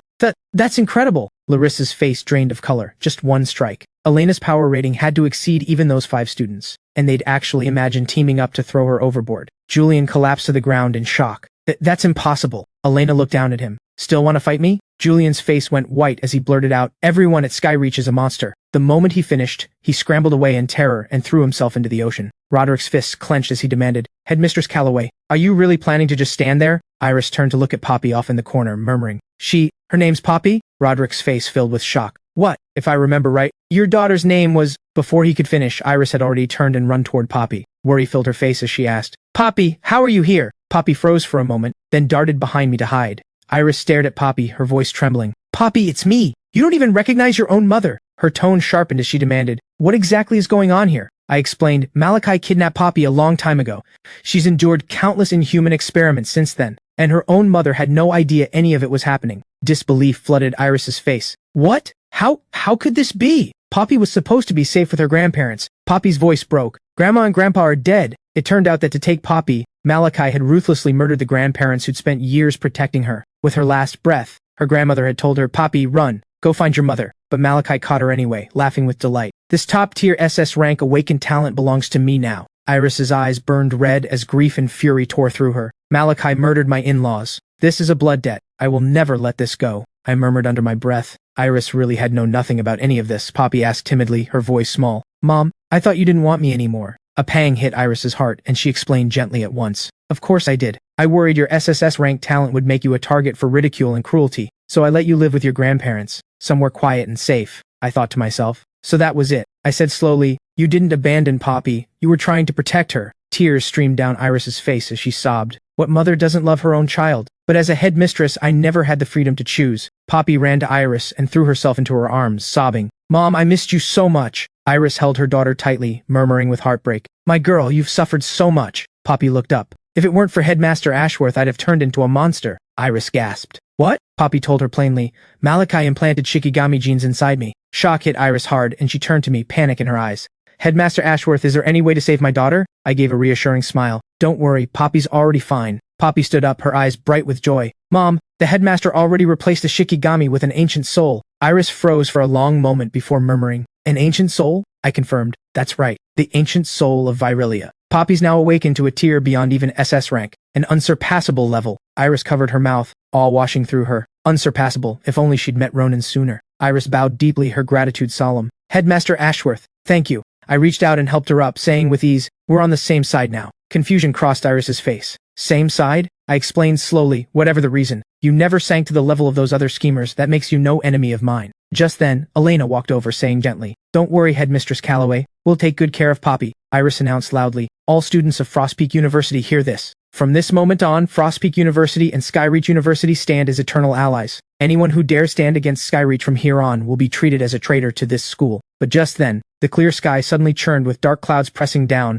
and a massive whirlpool formed at the center of the sea. In an instant, a monstrous waterspout tore up from the ocean, surging straight into the clouds. Inside the cabin, Nova stared out at the phenomenon, shock in her eyes. What is that? A black-haired woman's face filled with terror as she shrieked. What is going on now? Does this ever end? A short-haired man's brow furrowed, exhaustion in his voice. One disaster after another. We're never making it to Karena at this rate, Elena murmured under her breath. This power felt completely different from before. Lightning crisscrossed the sky, and a massive, terrifying bolt crashed down, splitting the giant carrier right down the middle. The students in the cabin scattered in a panic. My brow furrowed slightly as I said quietly, fast. Then I steadied myself, watching the unfolding chaos in silence. Iris held Poppy close, murmuring, so powerful. Explosions tore through the ship one after another, flames engulfing it everywhere, thick black smoke billowing into the sky. Roderick threw up a barrier of spiritual energy at once, gritting his teeth as he shouted, I can't hold this much longer, someone think of something, or we're all going to the bottom of this ocean. Elena spoke up at once. Wait, freeze the carrier and the water around it together. Iris said helplessly, my power rating isn't enough to freeze an area this large. A steel panel came crashing down from the ceiling, and screams erupted. Freya's brow furrowed as she muttered, annoying, and drove a punch through it, sending it flying. Caleb shouted, stop standing around, move! Before he'd even finished, he fired off a blast of water, shattering the cabin door outright. The crowd gasped. It's Skyreach's students, we're saved! Nova joined the rescue effort, fighting to contain the flames spreading everywhere. Dex charged straight into the flames, shouting, I'm the strongest lifeguard there is. Milo followed right behind, refusing to be outdone. Then I'm the strongest savior of all. Together, the two of them carried the unconscious students to safety, one by one. Lightning cracked down again and again, wind fanning the flames as fire tore across the ship uncontrollably. I hovered in midair, shouting, Poppy! Iris fretted inwardly. Even with her awakening, Poppy was still so young. What could she possibly do here? Before the thought had even finished, Poppy leapt into the sky and transformed into a towering white dragon right before their eyes. Iris's jaw dropped on the spot. The carrier kept exploding in bursts, the crowd screaming and scattering in panic. Iris stared, unable to believe it.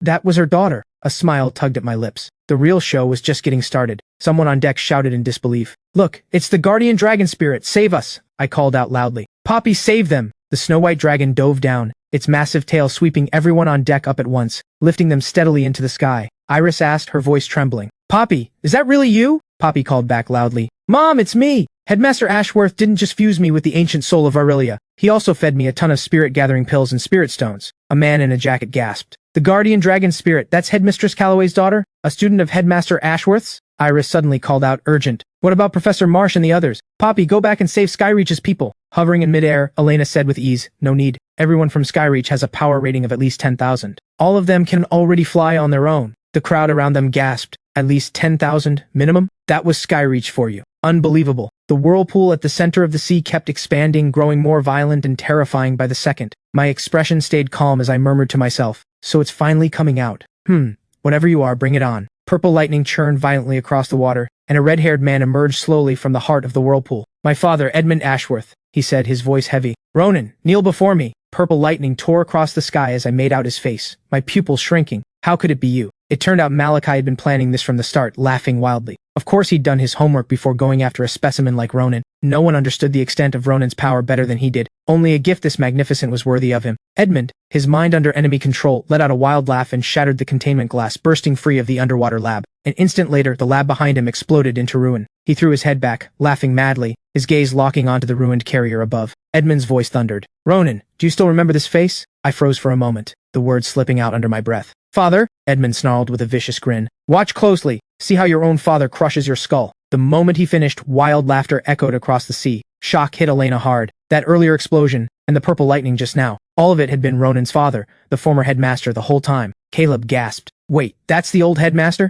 Nova's expression turned grave as she ground out through gritted teeth. Father against son, this whole thing was Malachi's setup. Vicious, Freya said grimly. So this is the gift Malachi was bragging about. Menace burned in Edmund's eyes, killing intent rolling off him. My own fighting spirit coiled tight as we faced off across the water in dead silence. Milo marveled. That's the old headmaster for you, so strong and so cool. Dex snapped, brow furrowed. Idiot, this isn't the time to be fanboying. The old headmaster's power rating was unfathomable. This was serious trouble. Purple lightning coiled around Edmund's body as the three of us, him, me, and Poppy in her dragon form, stood locked in a tense standoff. Iris murmured, awestruck. A battle at this level was far beyond anything the rest of them could hope to handle. This wasn't a summit, it was a death sentence. My fists clenched, veins standing out on my forehead, and I murmured to myself, Father had clearly lost all reason. This was all that bastard Malachi's doing. I couldn't hurt my own father. Just then Edmund lunged at me with a wild laugh and I sidestepped, twisting to land steadily on my feet. Edmund snarled furiously.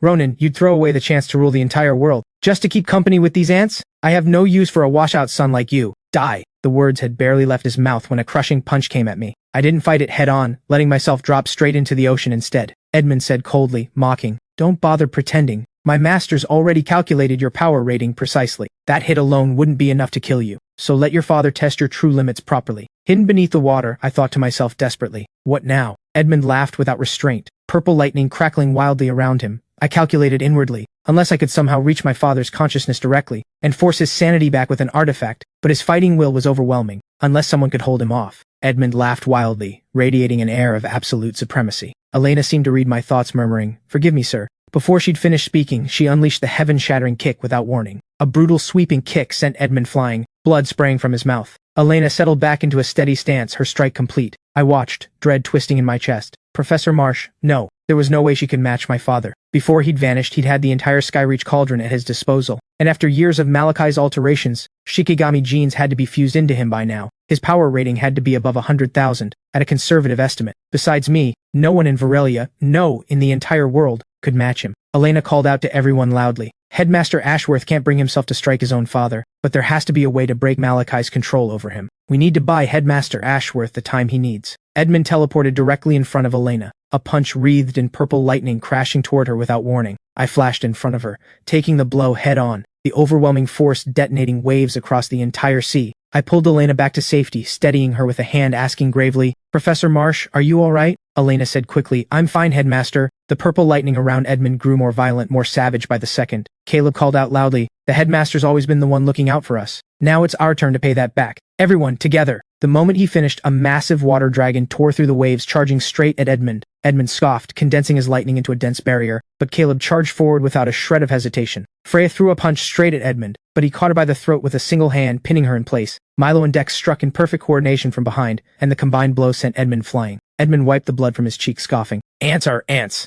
Even giving everything you've got, all you managed was a single drop of blood from a god. Terror filled Nova's face. The old headmaster's power is too overwhelming. There's no way we can match him. She still gritted her teeth, and unleashed the fire god's wrath, a flaming phoenix screaming skyward, charging straight into the purple lightning. The lightning detonated with a thunderous crash, and the phoenix shattered instantly. Nova coughed up blood violently, and the others were swept up by the lightning too, falling into the ocean one after another. Fury tore through every inch of me, overwhelming power surging around my body. Father, wake up, Edmund scoffed, mocking. What, going to kill your own father? Go on then. I'll give you the chance. The restless power surging through me froze in an instant, drawing back completely. Wash out, I'll kill you the same way I killed your mother. My pupils shrank sharply as I roared, What? And exploded forward, charging straight at Edmund. Edmund's expression turned grave, alarm running through him. That's fast. Wasn't this kid's power rating only supposed to be 100,000? Had it climbed even further? A brutal punch slammed into Edmund's face as I roared, Don't you dare speak of my mother! A strange black mark surfaced on Edmund's forehead, and I seized the opening, snapping under my breath. Now, system, find me an artifact to break this. The system reported, search complete. The soul anchoring spike can break this form of mind control. I gripped the soul anchoring spike tight and drove it straight into the black mark, screaming with everything I had. Wake up! The moment the spike touched the mark, the black chains binding Edmund's consciousness turned gold and dissolved, the purple glow fading from his eyes, his mind clear at last. He roared, Malachi, this is a blood debt between us now, I said carefully, testing the moment. Father, Edmund turned slowly. Ronan.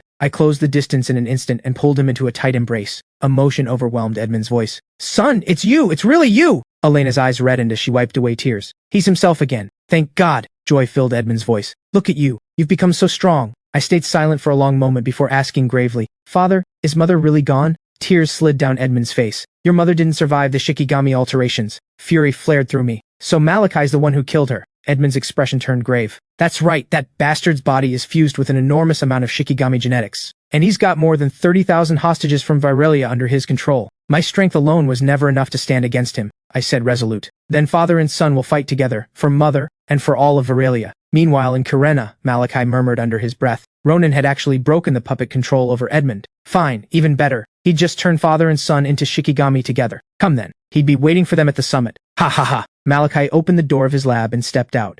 His daughter Sable Cade bowed as she reported. Father, we just received word. Virelia's warship was sunk, but they're arriving instead riding the ancient soul of Virelia itself. Karena's headmaster Silas Crane spoke up.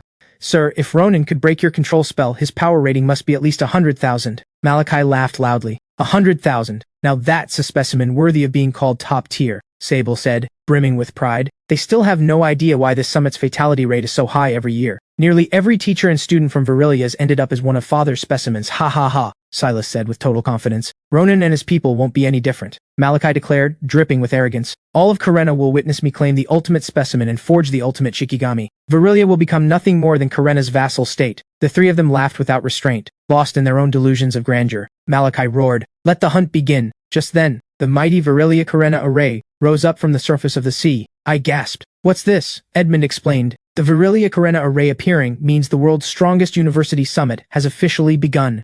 My brow furrowed as fury rose in me. We haven't even reached Karena, and it's already starting? Striking first without warning. That was shameless.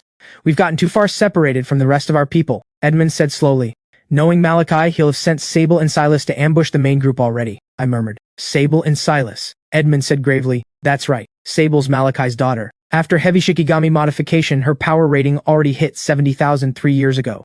By now, hers is probably close to matching mine, and Silas's true strength is even harder to gauge. I scoffed, seeing through their plan at once. Ambush the main group, pick them off one by one. Then it was time they learned what Skyreach University was truly capable of. Edmund gasped. Don't tell me you've already unlocked the Skyreach Cauldron's full potential. A smile tugged at my lips. No, something even stronger than that. I already had a plan in place. I handed Elena a pouch. 10,000 spirit gathering pills, 5,000 spirit stones, and 100 refinement scrolls to speed up absorption. Get everyone's power rating up as fast as possible. Better safe than sorry. Elena nodded at once. Understood. Silas blocked their path, his tone vicious and arrogant. Being sacrificed for the ultimate Shikigami project is an honor. Give up your lives just like every foolish teacher and student who came to this summit before you. Silas swung his blade without warning, a razor-sharp edge of force tearing through the air, carving a long gash straight through the vast ocean. A black-haired woman said furiously, Karena's actually ambushing us. Shameless. A short-haired man's face filled with terror. Headmaster Ashworth went straight after Malachi. Without any real fighters here, aren't we as good as dead? Caleb appeared, riding his water dragon through the air,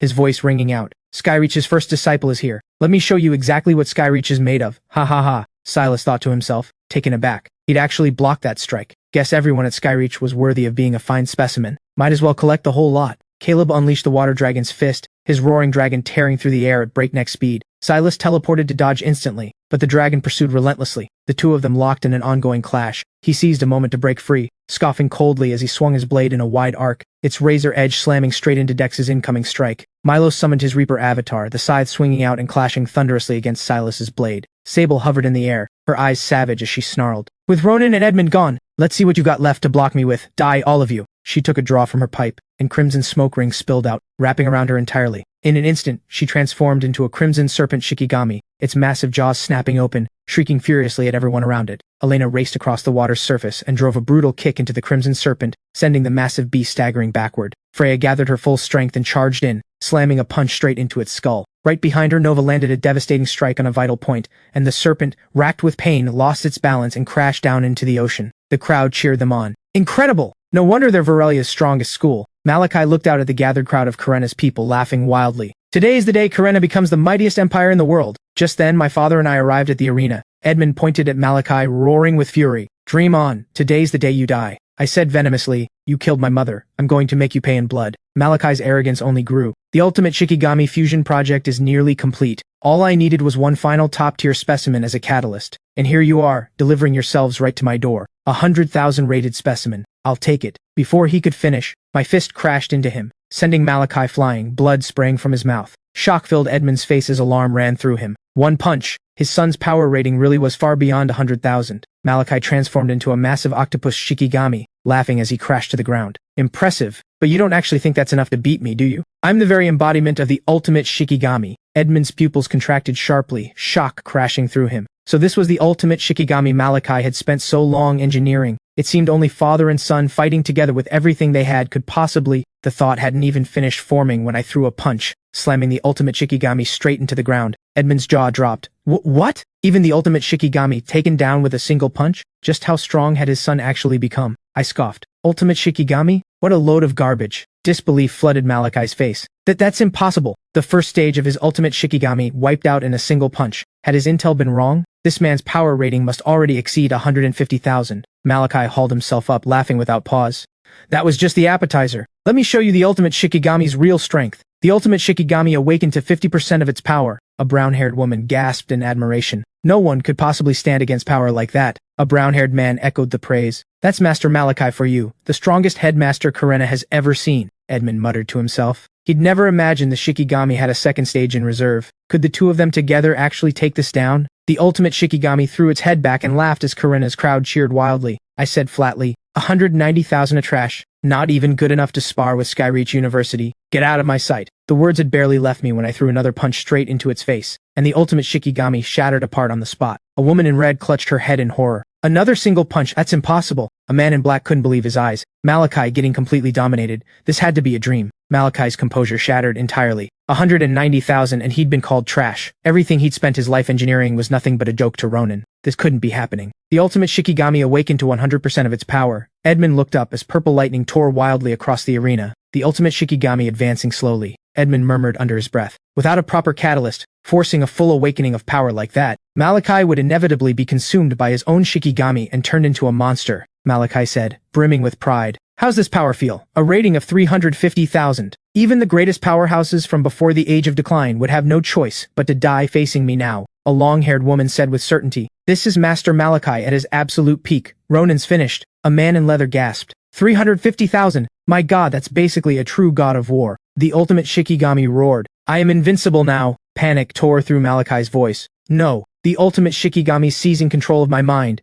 I was so close. No, please, not like this. Before he could finish, Malachi was completely consumed by his own Shikigami and vanished entirely. The ultimate Shikigami broke free of all restraint, laughing madly as it crashed down, tearing through Karenna in an unchecked rampage. Flames engulfed buildings as Karenna's people scattered in terror. People cried out desperately for help. Someone please save us! How had it come to this? Wasn't Master Malachi supposed to be Karenna's hero? A cold smile touched my lips as I watched the Shikigami's destruction with detachment, saying with ease, play with fire long enough, and eventually it burns you. Edmund appeared beside me, urgent. Ronan, you're the only one who can stop the ultimate Shikigami. Do it, now. I said flatly, stop it? This is exactly what they deserve, Edmund reminded me urgently. Don't forget, 30,000 hostages from Virelia are still trapped here in Karenna. My fist clenched, brow furrowing, every trace of my earlier detachment gone in an instant. The ultimate Shikigami roared. Karenna first, then Virelia. Every last ant is going straight to hell. My tone stayed calm, though a chill ran beneath it. Then I'll go ahead and use 50% of my strength. The ultimate Shikigami showed no fear at all, still laughing with wild arrogance. I threw a single punch, and the Shikigami shattered instantly into dust, scattering into nothing. Terror filled the faces of Karenna's people. Just what was his power rating, really? There was no way anyone could win against strength like that,